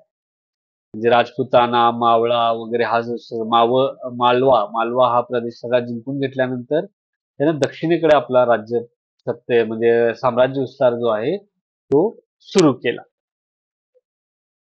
तर त्यामुळं काय झालं की मुघलांचा देखील या दख्खनच्या प्रदेशाशी संबंध येऊ लागला आणि त्याच्यानंतर काय झालं की पुढच्या काळामध्ये आपण बघतोय की अकबरच्या काळामध्ये तर अकबरनं ती जी निजामशाही म्हणजे पहिल्यांदा आपण उत्तरेला पाहिलं म्हणजे मुघल सत्ता ही जी गुजरात आत्ताचा मध्य प्रदेश ज्याला माळवा हा प्रदेश होता हा या प्रदेशात होती आणि आताचा अहमदनगर माळवा आणि तो खानदेशचा जो प्रदेश आहे आपला आता धुळे नंदुरबार वगैरे जिल्हे जे आहेत हा सगळा खानदेशमध्ये यायचा. धुळे नंदुरबार हा जिल्हा जो आहे हा सगळा खानदेश प्रदेश आहे उत्तर महाराष्ट्र आपण त्याला म्हणतो आणि त्याच्या खाली मग अहमदनगरची निजामशाही असायची. नाशिक अहमदनगर हा जो सगळा भाग आहे औरंगाबाद हा सगळा निजामशाहीच्या ताब्यात होता आणि त्याच्या दक्षिणेला मग आपल्या पुण्यापासून साधारण दक्षिणेला आदिलशाहीचं राज्य होतं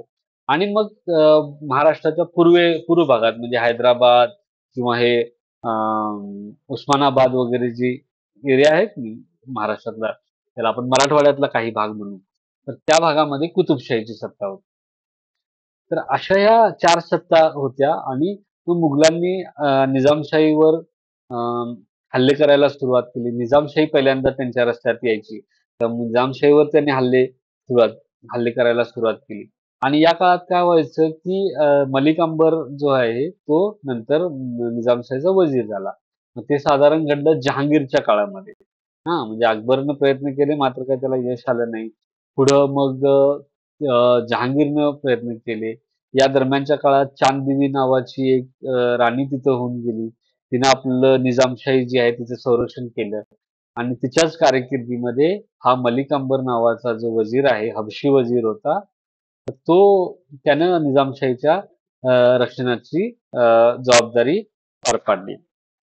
आता असा जो सगळा सतत संघर्षाचा काळ हा निजामशाहमध्ये चालू होता आणि याच्यामध्ये काय व्हायचं की बऱ्याचदा निजामशाहला आदिलशाह जो असायचा त्याची मदत व्हायची. पूर्वी काय करायचे आदिलशाह, निजामशाह, कुतुबशाह हे एकमेकांशी पण लढायचे. मग किंवा त्यांच्यावर समजा दबाव आला की परत हे करायचे. तर आता काय व्हायचं की मुघलांचा जसा जसा दबाव निजामशाहीवर यायला लागला, हल्ला व्हायला लागला तसं तसं निजामशाहीला आदिलशहाची देखील मदत व्हायला लागली. की समजा मुघलांनी जर आदिलशाहीचा पराभव केला, हे निजामशाहीचा पराभव केला, तर पुन्हा आदिलशाहीवर संकट येईल असं ते होतं. आणि त्यामुळे काय झालं की तसे संघर्ष सतत हे आपल्या महाराष्ट्राची जी काही भूमी आहे, दख्खनचं जे पठार आहे, याच्यावर सातत्यानं संघर्ष या काळामध्ये चालू होता, लष्करी संघर्ष. आणि हा जो संघर्ष आहे, हा सतत चालल्यामुळे पिकांची, त्याच्यानंतर रयतेची जी हानी आहे, ती सातत्यानं होत होती. निजामशाहीवर पुढं मलिक अंबरचे प्रयत्न असतील किंवा मलिक अंबर हा निजामशाहीचा वजीर असताना तिथेच शहाजीराजे म्हणजे छत्रपती शिवाजी महाराजांचे वडील शहाजीराजे हे त्या निजामशाहीमध्ये जहागीरदार होते आणि राजमाता जिजाऊ जे आहेत त्यांचे वडील लखुजी जाधवराव हे देखील तिथं जहागीरदार होते. तर हे लोक देखील या निजामशाहीमध्ये पहिल्यांदा निजामशाहीच्या संरक्षणासाठी संघर्ष करत होते आणि यांचा मग मुघलांशी कधी संघर्ष व्हायचा, कधी आदिलशाहीशी संघर्ष व्हायचा, असं सगळं याच्यामध्ये चालू होतं. आणि नंतर काय झालं की मग निजामशाही जी आहे ती मुघलांनी स्वतःच्या ताब्यात घेतली आणि मग त्याच वेळी आदिल जैन हा जो वजीर होता मलिक अंबर याचा देखील मृत्यू झाला होता. त्यावेळी शहाजी राजेंनी पहिल्यांदा असा एक प्रयत्न पण करून बघितला की एक निजामशाहीचा जो वंशज आहे त्याला त्यांनी शोधून काढलं आणि माऊलीचा, नाशिकमधला माऊलीचा जो किल्ला आहे तिथं त्याला सत्तेवर बसवून त्याच्या नावाची द्वाही फिरवली. तर अशा म्हणजे स्वतःच्या संरक्षणामध्ये त्यांनी निजामशाहीची पुनर्स्थापना करण्याचा प्रयत्न केलेला होता. कारण शेवटी ही जी निजामशाही होती ती बरीच वर्ष इथं अस्तित्वात होती आणि मुघल हे त्या मानानं परके होते. त्यामुळे त्यांनी तो एकदा प्रयत्न करून बघितला की ही जी जुनी निजामशाही होती ही तर परत एकदा प्रस्थापित करता येते का. तर असं ते सगळं घटनाक्रम घडलेला होता आणि याच्या दरम्यान अनेक वेगवेगळ्या घटना होत्या. जसं लखुजी जाधव जे आहेत त्यांचा जो निजामशाही दरबारामध्ये खून झाला होता, अशा काही घटना होत्या. तर यातून नेमकं काय होत होतं की ज्यांचा हा सगळा भूप्रदेश आहे, जे इथले मराठी भाषिक त्याला आपण मराठा म्हणू, तर त्या सगळ्या मराठा लोकांचं जे काही अस्तित्व आहे, हा, तर ते अस्तित्व असून देखील त्यांची या निजामशाही, आदिलशाहीमध्ये त्यांनी मोठी कामगिरी बजावून देखील त्यांना असं स्वतंत्र असं त्यांचं स्वतःचं राज्य नव्हतं. त्यांच्यावर जी काही सत्ता असायची या दिल्ली सल्तनत हे निजामशाह किंवा आदिलशाह यांचीच असायची. त्यातनं त्यांच्यामध्ये स्वातंत्र्याच्या प्रेरणा म्हणजे त्यांच्यातल्या बऱ्याच लोकांच्या प्रेरणा देखील नष्ट झालेल्या होत्या. मग असं मात्र शहाजी राजे, राजमाता जिजाऊ यांच्यामध्ये ह्या स्वतंत्र असण्याच्या संदर्भात आपलं स्वतःचं राज्य असावं, स्वतंत्र राज्य असावं अशी त्यांच्यामध्ये प्रेरणा होते. त्यांना असं वाटत होतं की असं असावं आणि त्या दृष्टीनं त्यांच्या स्वतःचं वैयक्तिक जीवन आणि त्यांनी आपल्या मुलाला ज्या पद्धतीचं शिक्षण आणि शिकवण दिली, तर त्यातून शिवाजी महाराजांना देखील स्वतःचं स्वतंत्र राज्य, आपल्या लोकांचं स्वतंत्र राज्य म्हणजे स्वराज्य स्थापन करायची प्रेरणा मिळाली. तर या सगळ्या गोष्टींचा जो आढावा आहे तो आपल्याला याच्यातून घ्यायचा आहे. आणि मग शिवाजी महाराजांनी कसं आपल्या बालपणामध्ये हा जो सगळा पुण्याचा जो प्रदेश आहे, मावळचा प्रदेश आहे, तिथं पहिल्यांदा स्वराज्याची स्थापना करण्याचा प्रयत्न सुरू केला आणि मग तोरणा किल्ल्यावर त्यांनी जे आपली सत्ता स्थापन केली आणि याच्यामध्ये कसं म्हणजे नेमकी त्यावेळची परिस्थिती कशी होती, म्हणजे आदिलशहाचं या भागात किती लक्ष होतं, त्याच्याबरोबर इथल्या ज्या किल्ल्यावरची संरक्षणासाठी किती शिबंदी वगैरे होती, या सगळ्या गोष्टींचा विचार करून शिवाजी महाराजांनी तोरणा किल्ला हस्तगत केला होता, त्याच्यावर वर्चस्व स्थापन केलं आणि स्वराज्याची मुहूर्तमेढ जी आहे ती या माध्यमातून त्यांनी केली होती. तर ही जी सगळी माहिती आहे ती आपल्याला या पहिल्या युनिटच्या माध्यमातून आपल्याला घ्यायची आहे. ठीक आहे. त्यानंतर आपण दुसरा युनिट बघू.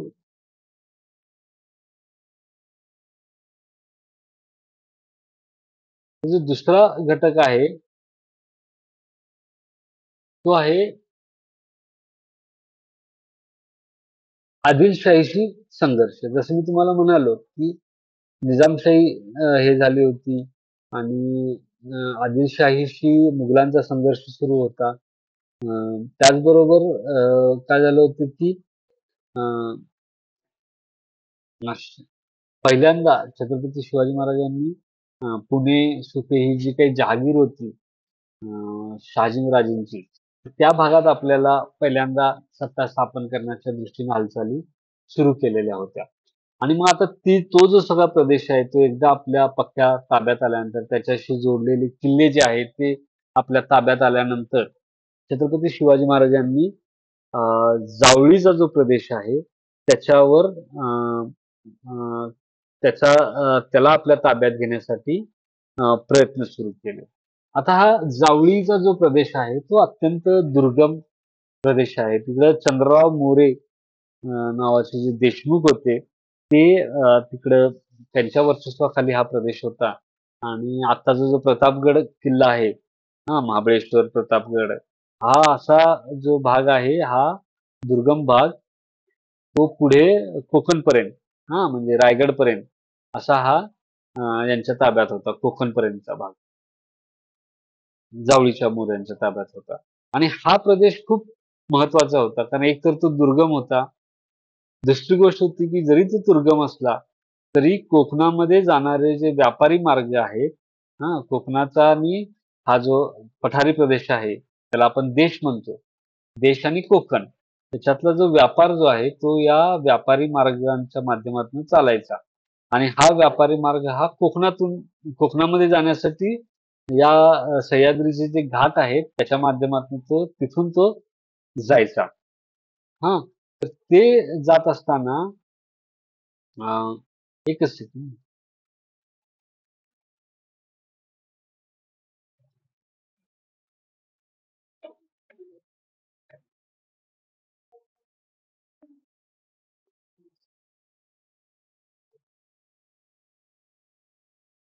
तर हा जो जावळीचा प्रदेश होता, तर कोकणात जाणारे जे रस्ते होते, आणि मग कोकणातनं कोकणातल्या जी बंदरं आहेत, तिथून परदेशी व्यापार देखील चालायचा. तर त्यामुळं या रस्त्यावरनं खूप व्यापार देखील होत होते आणि त्यातनं त्या व्यापारी मार्गावर नियंत्रण असणं पण आवश्यक होतं. हां. तर त्यासाठी म्हणजे स्वराज्यासाठी कसं आहे, जसं आपल्याला भूप्रदेश हवा, तसं उत्पन्नाची साधनं देखील आवश्यक असतात. तर त्या दृष्टिकोनातनं काय झालं, की जावळीचा प्रदेश जो आहे त्याच्यावर अ, अ, नियंत्रण अ, प्रस्थापित करणं हे छत्रपती शिवाजी महाराजांना आवश्यक वाटत होतं. आणि त्यानुसार अनुषंगाने त्यांनी जावळीवर हल्ला केला आणि जावळी जी आहे ती त्या चंद्रराव मोरेचा पराभव करून जावळी आपल्या ताब्यात घेतली. आता जावळीचा जो सगळा एरिया म्हणजे मी तुम्हाला सांगितलं, की त्याचं महत्त्व होतं. तिथे खूप महत्त्वाचा प्रदेश होता आणि त्यामुळं त्याची एक तीव्र प्रतिक्रिया जी आहे ती आदिलशाहीमध्ये उद्भवणं साहजिक होतं. आणि त्यामुळं काय झालं, की आदिलशाहीमध्ये अफझल खान हा जो त्यांचा सरदार होता, त्याला त्यांनी अ, अं, हे जो जावळीचा प्रदेश जो आहे, तो परत जिंकून घेण्यासाठी आणि शिवाजी महाराजांचा बंदोबस्त करण्यासाठी म्हणून त्याला इकडं पाठवून दिलं. कारण आता शिवाजी महाराज हे आदिलशाही विरोधात कारवाया करतायत किंवा त्यांचं स्वतंत्र राज्य स्थापन करायचा प्रयत्न चालू आहे. ही आता आदिलशाहीला स्पष्टता आली होती. त्यामुळे त्यांनी अफझल खान सारख्या सरदाराला पाठवून हे जे सगळं स्वराज्य स्थापन केलंय किंवा स्वतंत्र राज्य स्थापन करण्याचा ह्यांचा जो सगळा प्रयत्न चालू आहे, तो दडपून टाकण्यासाठी प्रयत्न म्हणून हे सैन्य घेऊन अफझल खानला पाठवलेलं होतं. मग असं अफझल खान हा सैन्य मोठ्या फौजेसह आला, तर त्याला मोकळ्या मैदानात किंवा असं समोरासमोरच्या लढाईत त्याला पराभव करणं हे अवघड होतं. कारण तशी स्वराज्याचं सैन्य तितकं मोठं नव्हतं. तर त्यामुळं त्याला अशा जागी त्याच्याशी लढाई देणं आवश्यक आहे जिथं त्याच्या सैन्याला हालचाली करताना मर्यादा येतील अशी जागा. त्यामुळे शिवाजी महाराजांनी परत जावळीचा जो प्रदेश आहे त्याची त्यासाठी निवड केली. जावळीच्या च्यामध्ये जो प्रतापगडचा किल्ला जो आहे तर त्या किल्ल्यावर सर हे अ, महाराजांनी आपला मुक्काम हलवला आणि तिथे ते प्रतापगडावर गेले. आपलं सैन्य देखील त्यांनी जावळीच्या खोऱ्यामध्ये आणलं. अफझल खान जो होता तो या प्रदेशाचा काही काळासाठी हा प्रदेश त्याच्याकडे जागीर म्हणून होता आणि सुभेदार म्हणून होता आणि त्याचं या प्रदेशाची त्याला चांगली माहिती होती. तर त्यामुळं तो थेट सगळं हे करून जावळीच्या खोऱ्यामध्ये उतरला आणि मग जावळीच्या खोऱ्यात उतरल्यानंतर त्याने आपल्याला व्यवस्थित मोर्चेबांधणी वगैरे केली आणि मग आता यांनी म्हणजे कपट करून कारण महाराज तर आता किल्ल्याच्या बाहेर येत नाहीये. किल्ल्यावर चढाई करायची म्हणजे तर किल्ला हा खूप मजबूत होता आणि त्याच्यामध्ये खूप मनुष्यहानी आणि वित्तहानी होण्याची शक्यता होती. त्यामुळे ते त्यांना करता येत नव्हतं.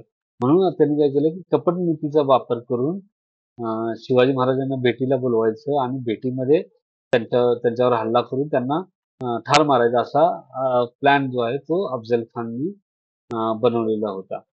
आणि साधारण याची साधारण माहिती जी आहे मग असा याचा अंदाज जो आहे तो छत्रपती शिवाजी महाराजांना आलेला होता आणि मग यांची भेट प्रतापगडाच्या पायथ्याशी झाली आणि मग तिथं त्यांच्यात झटापट झाली. अफझल खाननं पहिल्यांदा महाराजांवर वार करायचा प्रयत्न केला आणि त्यातून नंतर मग शिवाजी महाराजांनी अफझल खानाला ठार मारले. तर ही जी सगळी जी घटनाक्रम आहे तर त्याचा एक अभ्यास आपल्याला याच्यामध्ये करायचा आहे. 1659 साली हे सगळं घडलेलं होतं. आता म्हणजे अफझल खानला ठार मारल्यानंतर आणि त्याच्या फौजेचा मोठा पराभव केल्यानंतर तर शिवाजी महाराजांच्या ताब्यात मोठ्या प्रमाणात सैन्य, सामान, घोडे वगैरे जे आहेत ते, मोठा खजिना असं बरंच काही गोष्टी ज्या आहेत, लूट जी आहे ती त्यांना त्याच्यातून मिळाली. आणि त्याचबरोबर हा जावळीचा प्रदेश त्यांचा व्यवस्थित त्यांची सत्ता त्याच्यावर स्थापन झाली आणि कोकणच्या प्रदेशावर देखील त्यांचा प्रभाव वाढलेला आपल्याला दिसतो. मग त्यानंतर आदिलशाहीनं शिवाजी महाराजांचा परत त्यांच्यावर कारवाई करण्यासाठी त्यांच्या विरोधात सैन्य पाठवलं आणि ते सैन्य त्यांनी सिद्दी जोहर याच्या माध्यमातून हे सैन्य पाठवलं. त्याला पण एक मोठं सैन्य त्यांनी दिलेलं होतं आणि ते सैन्य घेऊन सिद्दी जोहर जो आहे तो याच्यामध्ये आला म्हणजे महाराष्ट्रात आला विजापुरात आणि त्यावेळी शिवाजी महाराजांच्या या सगळ्या दक्षिण भागामध्ये म्हणजे महाराष्ट्राच्या दक्षिण भागामध्ये कोल्हापूर वगैरे हा जो प्रदेश आहे सांगली, सातारा, कोल्हापूर या भागामध्ये शिवाजी महाराजांच्या मोहिमा सुरू होत्या आणि मग सिद्दी जोहरचा जो हे हल्ला म्हणजे मोहीम सुरू झाल्यानंतर महाराज हे पन्हागडाच्या किल्ल्यावर त्यावेळी होते आणि त्यांनी मग एक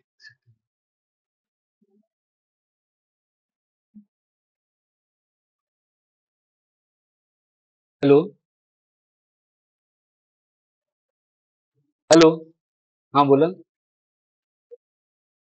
2 तासांनी फोन करा म्हणलं मी तुम्हाला 6 वाजता 5:45 करा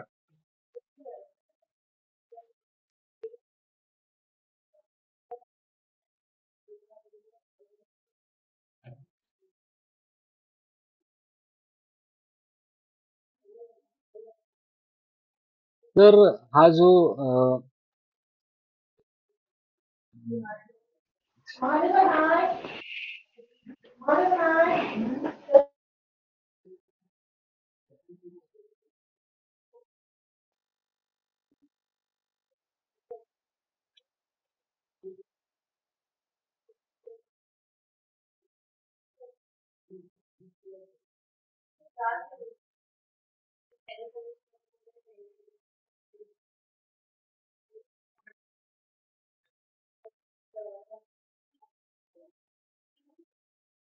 तर तो सिद्धी जोहार जो आहे त्यानं पन्हाळगडाला वेढा दिला आणि मग महाराज हे पन्हाळगडाच्या वेढ्यामध्ये सापडले आणि त्यांना मग हा जो सिद्धी जोहरनं आपला एकदम कडक वेढा ठेवलेला होता आणि मग नंतर शिवाजी महाराजांनी या वेढ्यातून बाहेर निघण्यासाठी प्रयत्न केले आणि मग तो सगळा घटनाक्रम तुम्हाला माहिती आहे की कसं शिवा काशी यांनी म्हणजे शिवाजी महाराजांचं स्वरूप घेऊन वेश घेऊन ते सिद्धी जोहारच्या याच्यामध्ये गेले आणि मग नंतर महाराज बाहेर पडले आणि मग कसं पावन खिंडीमध्ये बाजीप्रभू देशपांडेंनी पाठलाग करणाऱ्या सैन्याला अडवून धरलं आणि मग महाराज सुखरूप विजापूर हे विशाळगडच्या किल्ल्यावर पोहोचले. तर हे जे सगळं आहे घटनाक्रम तो तुम्हाला याच्यातून अभ्यासायचा आहे. तर इथपर्यंत हा आदिलशाहीशी संघर्ष होता.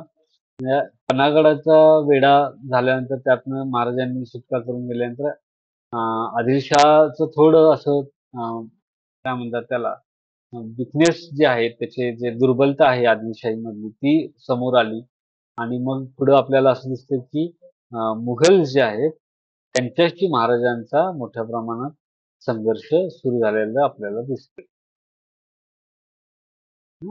तर हा मुघलांशी संघर्ष जो आहे तो या काळामध्ये सुरू झाला आणि ज्यावेळी महाराज हे सिद्धी जोहरच्या वेड्यामध्ये पन्हाळगडावर अडकलेले होते त्याच काळामध्ये शाहिस्ता खान जो आहे तो स्वराज्यावर चालून आला आणि त्यांनी त्याच काळामध्ये पुणे सुपे इथं मोठी लूट माजवली आणि पुण्यामध्ये शिवाजी महाराजांचं जे निवासस्थान होतं लाल महाल असं म्हटलं जायचं त्याला तर त्या निवासस्थानामध्ये त्यांनी स्वतःचा मुक्काम ठेवला होता. तर असं हे झालं होतं आणि असं जवळपास 2-2.5 वर्ष तो तिथं मुक्कामी होता आणि त्यांच्या त्या सगळ्या ज्या कारवाया होत्या आदिलशाहीच्या विरोधात आणि शिवाजी महाराजांच्या विरोधात असं त्याची मोहीम जी चालू होती ती या भागामध्ये चालू होती. मला शाहिस्ते खानाला त्याच्याशी संघर्ष थेट लढाई देणं अशक्य होतं कारण खूप मोठी फौज जी आहे ती शाहिस्ते खानाबरोबर आलेली होती आणि त्यामुळं शिवाजी महाराजांनी शाहिस्ते खानावर जे लाल महाल जिथं तो थांबला होता तिथं एक छापा मारून त्याच्यावर त्याचा म्हणजे त्याला ठार करायचा असा एक प्लॅन करून किंवा नियोजन करून असा एक आपल्याला म्हणता येईल की अशी मोहीम आखली आणि त्यातून मग त्यांनी लाल महालामध्ये शिरून त्या शाहिस्ता खानावर हल्ला केला आणि त्यामध्ये त्याची बोट जी आहेत ती कापली गेली आणि मग हा शाहिस्ता खान जो आहे तो आपण म्हणजे परत गेला दिल्लीला आणि नंतर तिथं औरंगजेबने त्याची बदली ही बंगालला केली. तर अशा पद्धतीने शिवाजी महाराजांनी जे शाहिस्ता खानाला महाराष्ट्रातनं पळवून लावलं तर त्या ज्या सगळ्या संपूर्ण जे प्रकरण आहे त्याची माहिती एक आपल्याला याच्यातून घ्यायची आहे. अटॅक ऑन सुरज आता शाहिस्ता खान जो आहे तो महाराष्ट्रात 2-2.5 वर्ष राहिला होता आणि त्यातून खूप मोठ्या प्रमाणात नुकसान जे आहे ते स्वराज्याचं झालं होतं इथल्या रयतेचं झालं होतं आणि राज्य म्हणून जे राज्याचं जे उत्पन्न आहे त्याच्यावर देखील त्याचा परिणाम झालेला होता आणि खूप मोठ्या प्रमाणात जे आर्थिक हानी जी आहे ती या शाहिस्ते खानाच्या मोहिमेमुळे झालेली होती.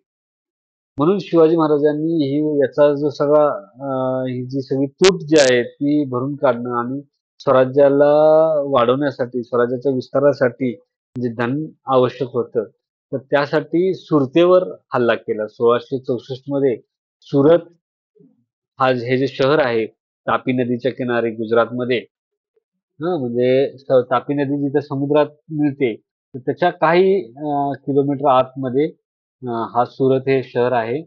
त्यामुळे तिथून तो विदेशी व्यापार जो आहे तो देखील तिथून चालायचा, कारण की जहाज जे आहेत ती सुरतपर्यंत यायची.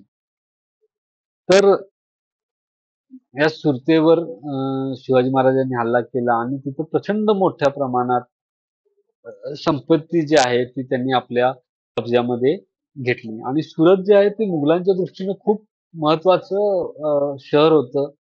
तिथं खूप मोठा उत्पन्न जे आहे, महसूल जो आहे तो मुघलांना तिथून मिळायचा आणि त्या सुरतेवर हल्ला झाल्यामुळं आणि तिथलं प्रचंड संपत्ती शिवाजी महाराजांनी आपल्या कब्जात घेऊन निघून गेल्यामुळं काय झालं की मुघलांच्या प्रतिष्ठेला खूप हानी पोचली.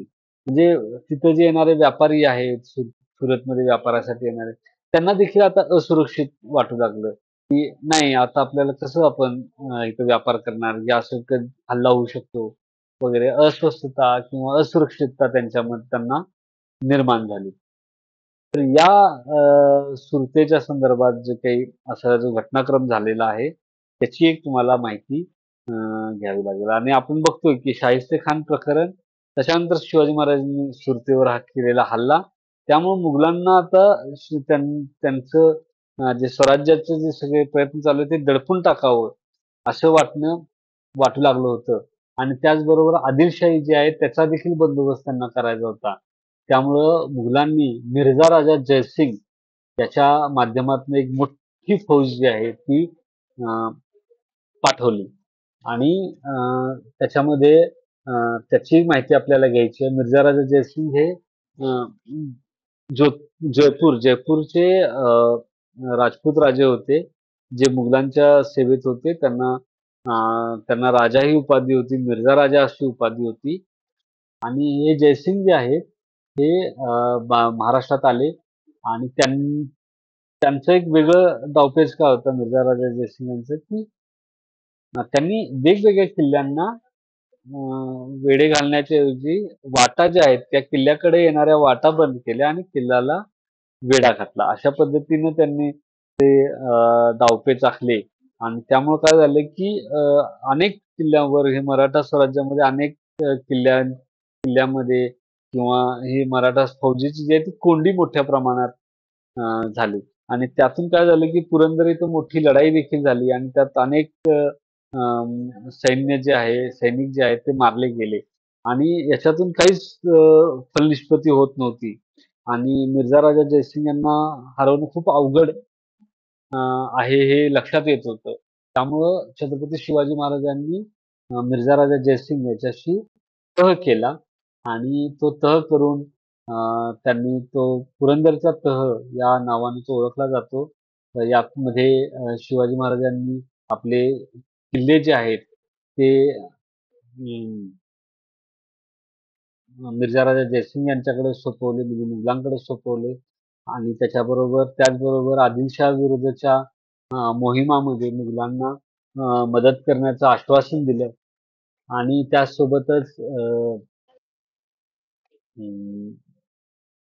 दिल्लीमध्ये जाऊन मनसबदारी स्वीकारण्याच्या संदर्भात प्रस्ताव जो होता तो स्वीकारला आणि मग त्या दृष्टीनं त्यांनी आग्र्यामध्ये जाऊन मनसबदारी स्वीकारण्याचा प्रस्ताव स्वीकारला आणि म्हणून शिवाजी महाराज आग्रा भेटीसाठी निघाले. ज्यावेळी औरंगजेबचा वाढदिवस होता त्या काळात दरबार भरलेला होता, त्यावेळी महाराज तिथं पोहोचले आणि मग दरबारात झालेल्या प्रसंगामुळे त्यांचा अपमान झाला असं त्यांना वाटलं आणि त्यातनं ते क्रोधित होऊन दरबारातून निघून गेले आणि मग नंतर ती माहिती औरंगजेबला झाल्यानंतर औरंगजेबने त्यांना कैदेत म्हणजे पहारा बसवला, नजर कैदेत ठेवलं आणि मग शिवाजी महाराजांनी त्यातून आपली सुटका करून घेतली. तर हा जो सगळा घटनाक्रम आहे त्याची देखील माहिती आपल्याला या युनिटच्या माध्यमातून घ्यायची आहे.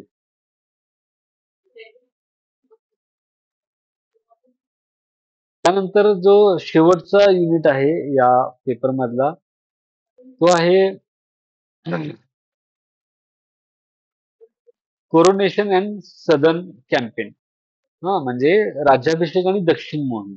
म्हणजे शिवाजी महाराजांनी आपला राज्याभिषेक केला आणि त्यांनी नंतर दक्षिणेचा जो भाग आहे तिकडे मोहीम काढली आणि तंजावरपर्यंत ते गेले आणि तंजावरमध्ये तंजावरचा आजूबाजूचा प्रदेश, जिंजीचा जो किल्ला आहे त्याच्यावर त्यांनी कब्जा ताब्यात घेतला, तो आपल्या स्वराज्याला जोडला.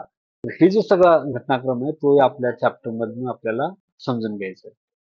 यामध्ये छत्रपती शिवाजी महाराजांनी पहिला राज्याभिषेक जो केला होता, तो गागा भट्ट जो होता, गागा भट्ट हा बनारस मधले विद्वान होते, तर त्यांना बोलवून त्यांच्या माध्यमातून हा राज्याभिषेक शिवाजी महाराजांनी केला.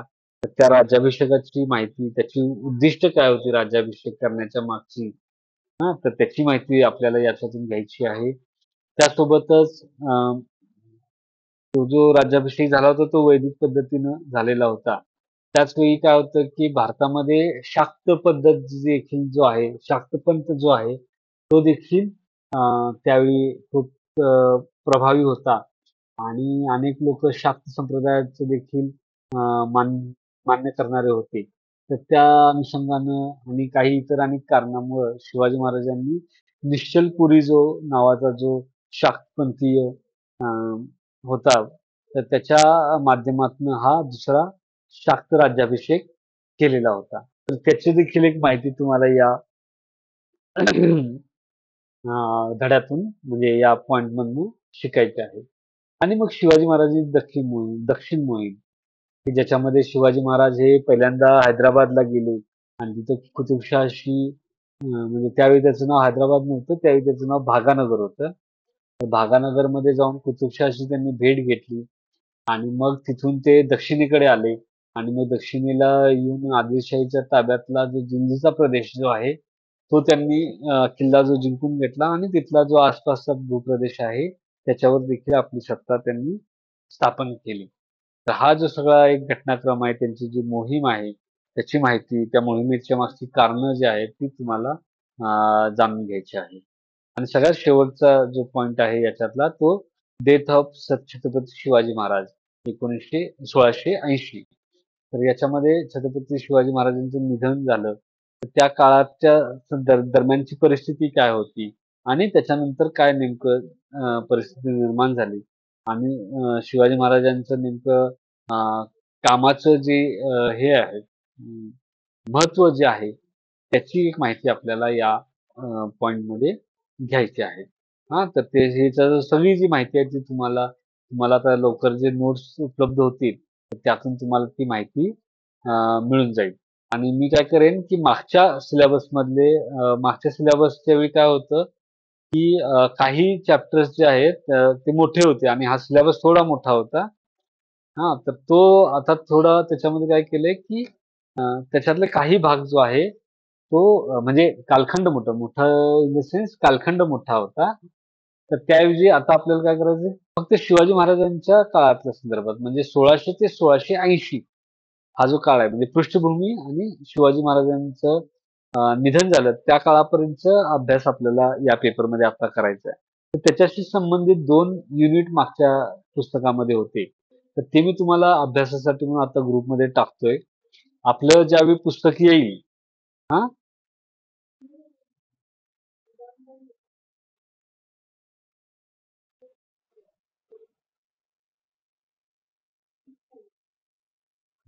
तर आपल्या पुस्तकाची ज्यावेळी पीडीएफ उपलब्ध होईल ना त्यावेळी मी तुम्हाला ती पीडीएफ देखील आपल्या ग्रुपवर पाठवेन. ठीक आहे, आलं लक्षात तुम्हाला? आता मी काय म्हणतोय, आता मी तुम्हाला एक अभ्यासासाठी म्हणून 2 युनिट असलेलं एक पीडीएफ पाठवणार आहे. ठीक आहे, त्यातून तुम्ही वाचायला सुरू करा. आता मी तुम्हाला सांगितले सिलेबस तुम्ही बघितला आहे, त्या हिशोबानं अभ्यास करायला सुरुवात करा. आणि तसे ते 2 युनिटच्या माध्यमातून तुमच्या अनेक काही गोष्टी मोठ्या प्रमाणात तुमचं कव्हर होऊन जाईल अभ्यास. तसा तो सुरू करा. ठीक आहे, आता तुम्हाला काय अडचण असतील तर विचारा.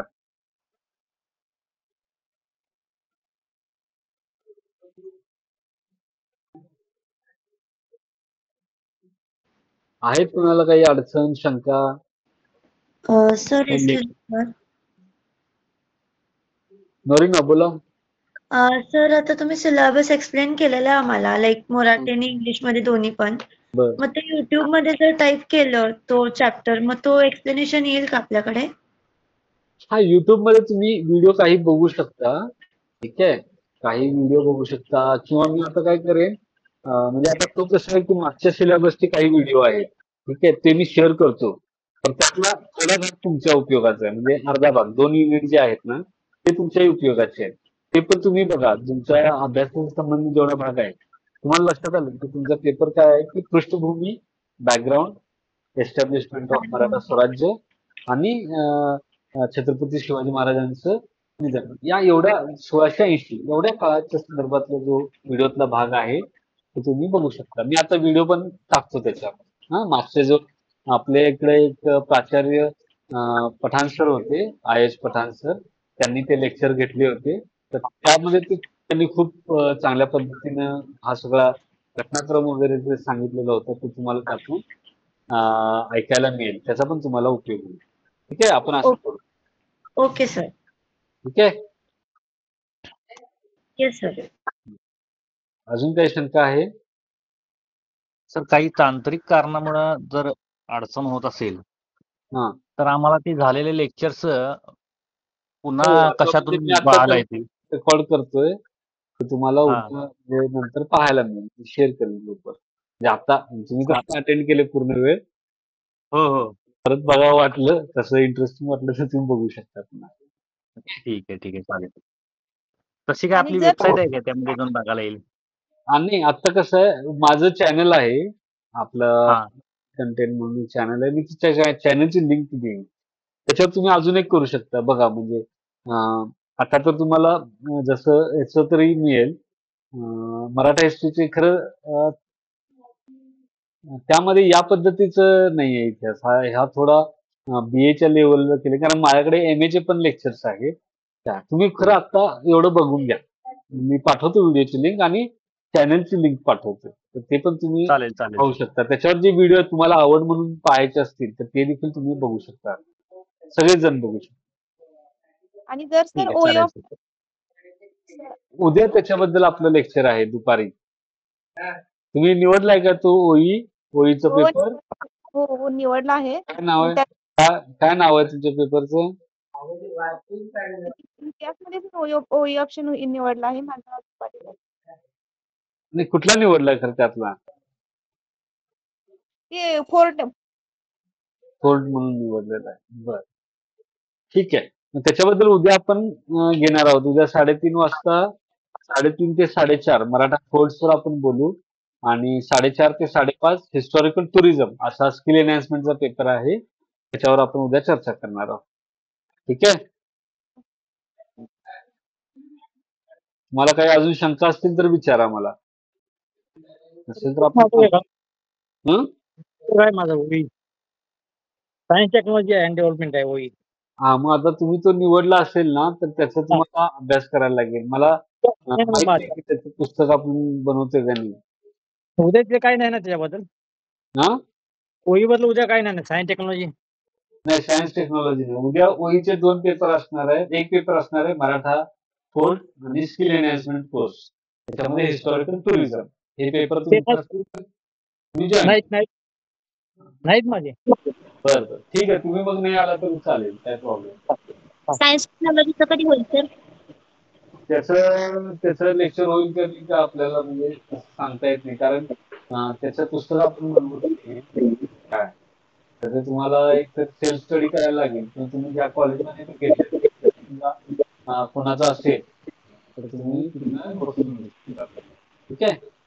युट्यूबला वगैरे नोट्स मिळू शकतील का? नाही, ते नवीन आहे ना, ते तुम्हाला शोधावं लागेल. त्याचा सिलेबस बघून शोधावं लागेल. Okay sir. ठीक आहे. ठीक आहे. अजून काही शंका आहे कुणाला?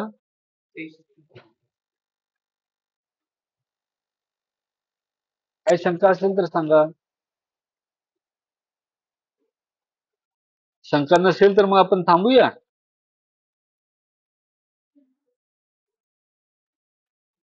बोला लवकर.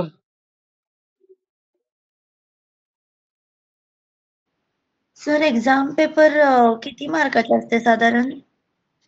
एक्झाम 40 मार्काचा पेपर असतो.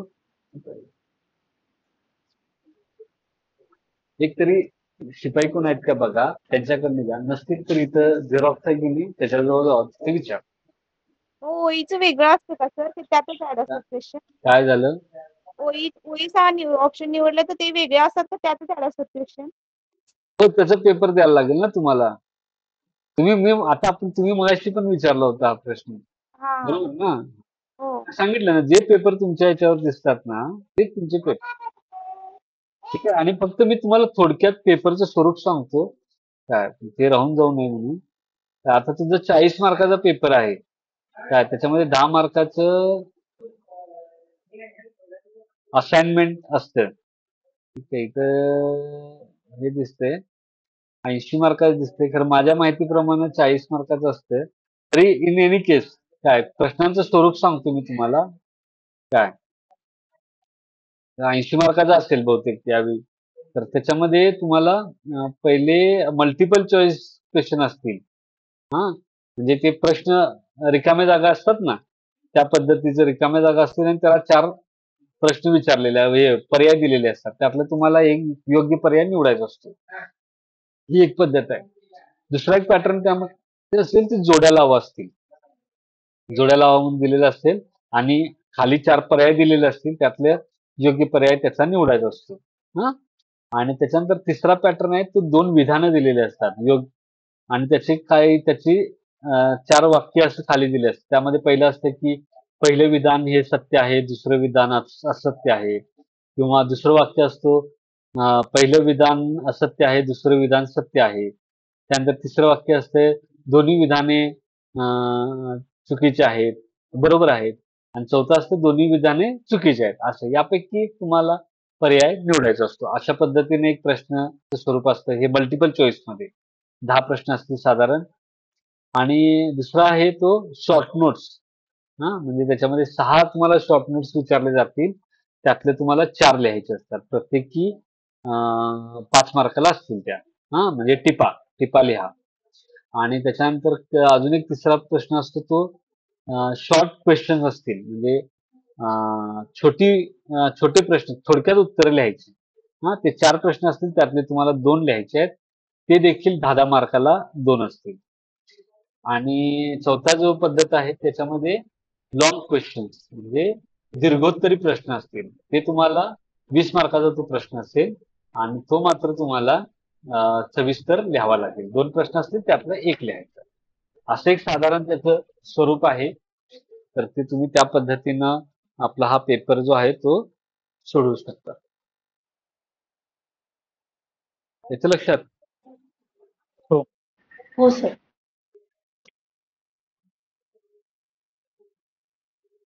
ठीक आहे, मग आपण थांबूया.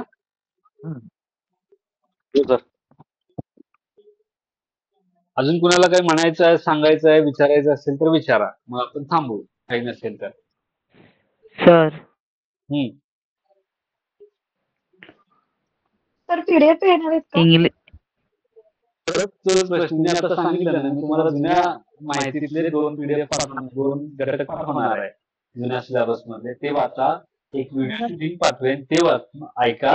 आणि आपले जे PDF आत्ताच्या अभ्यासक्रमाचे आले मी लगेच ग्रुपवर टाकेन. ठीक आहे? Is that clear? Yes sir. बोला, आणि कुणाला काय म्हणायचं आहे? सर तुम्ही म्हणत होता की 2 पेपर असणार, म्हणजे इतिहासाचा मराठीत पण असणार आणि इंग्लिश पण असणार. पण इंग्लिशची बुक्स आणि सिलेबस किंवा आणि काही माहिती आम्हाला भेटणार की नाही भेटणार? इंग्लिशची नाही पुस्तकं मिळणार तुम्हाला. इंग्लिशची आपण पुस्तकं बनवत नाही. ठीक आहे? तुम्ही काय करायला हवं, मग इंग्लिशची पुस्तकं बाजारातून तुम्हाला विकत घ्यावी लागतील इंग्लिश भाषेतली. सर असे एक दुकान वगैरे कुठे असेल का लाईक इंग्लिश बुक्स घ्यायचे म्हणजे त्याही सब्जेक्टचे? नाही, तुम्ही काय करा, बेसिकली काय करा की ऑनलाईन पहा. तुम्ही जर कोल्हापुरात राहत असाल तर इथं तुम्हाला जाऊन तुम्हाला विचारून घेता येईल. तर कुठं राहता तुम्ही? मी न्यू पॅलेस रमणमाळात राहते सर. बर. आणि गायत्री तुम्ही कुठे राहता? मी गोव्याला राहते. गोव्याला राहता. मग मला एक्सपेक्टेड दोन्ही गोव्यातले असतील असं होतं म्हणून मी प्रश्न विचारला. तुम्ही काय करा, तुम्ही ऑनलाईन शोधा. जे गोव्यामध्ये राहतात त्यांना ऑनलाईन ते पुस्तक शोधता येईल. आणि साधारण तुम्हाला इंडेक्स दिसत असेल त्याच्यातलं. म्हणजे इंडेक्स कंटेंट, त्याच्यामध्ये तुम्ही ते बघू शकता. मी पण काही गोष्टी बघतो. जर मला समजा एखादं पुस्तक ऑनलाईन सापडलं तर मी त्याची लिंक तुम्हाला पाठवेन, Amazonची लिंक. त्यातनं तुम्ही ते घेऊन करू शकता. आणि नोरिना तुम्ही काय करू शकता की तुम्ही सरळ ते जे सागर रोड आहे हा, तर ते ह्याचं मेहता पब्लिकेशन आहे, तिथे जाऊन तुम्ही चौकशी करू शकता. तिथे तुम्हाला एखादं पुस्तक मिळून जाईल. Okay sir. सिलेबस घेऊन जावा, कंटेंट बघा आणि हे करा. Okay sir. हो सर, हो सर. चल हा बोला. उदय पाटील बोला.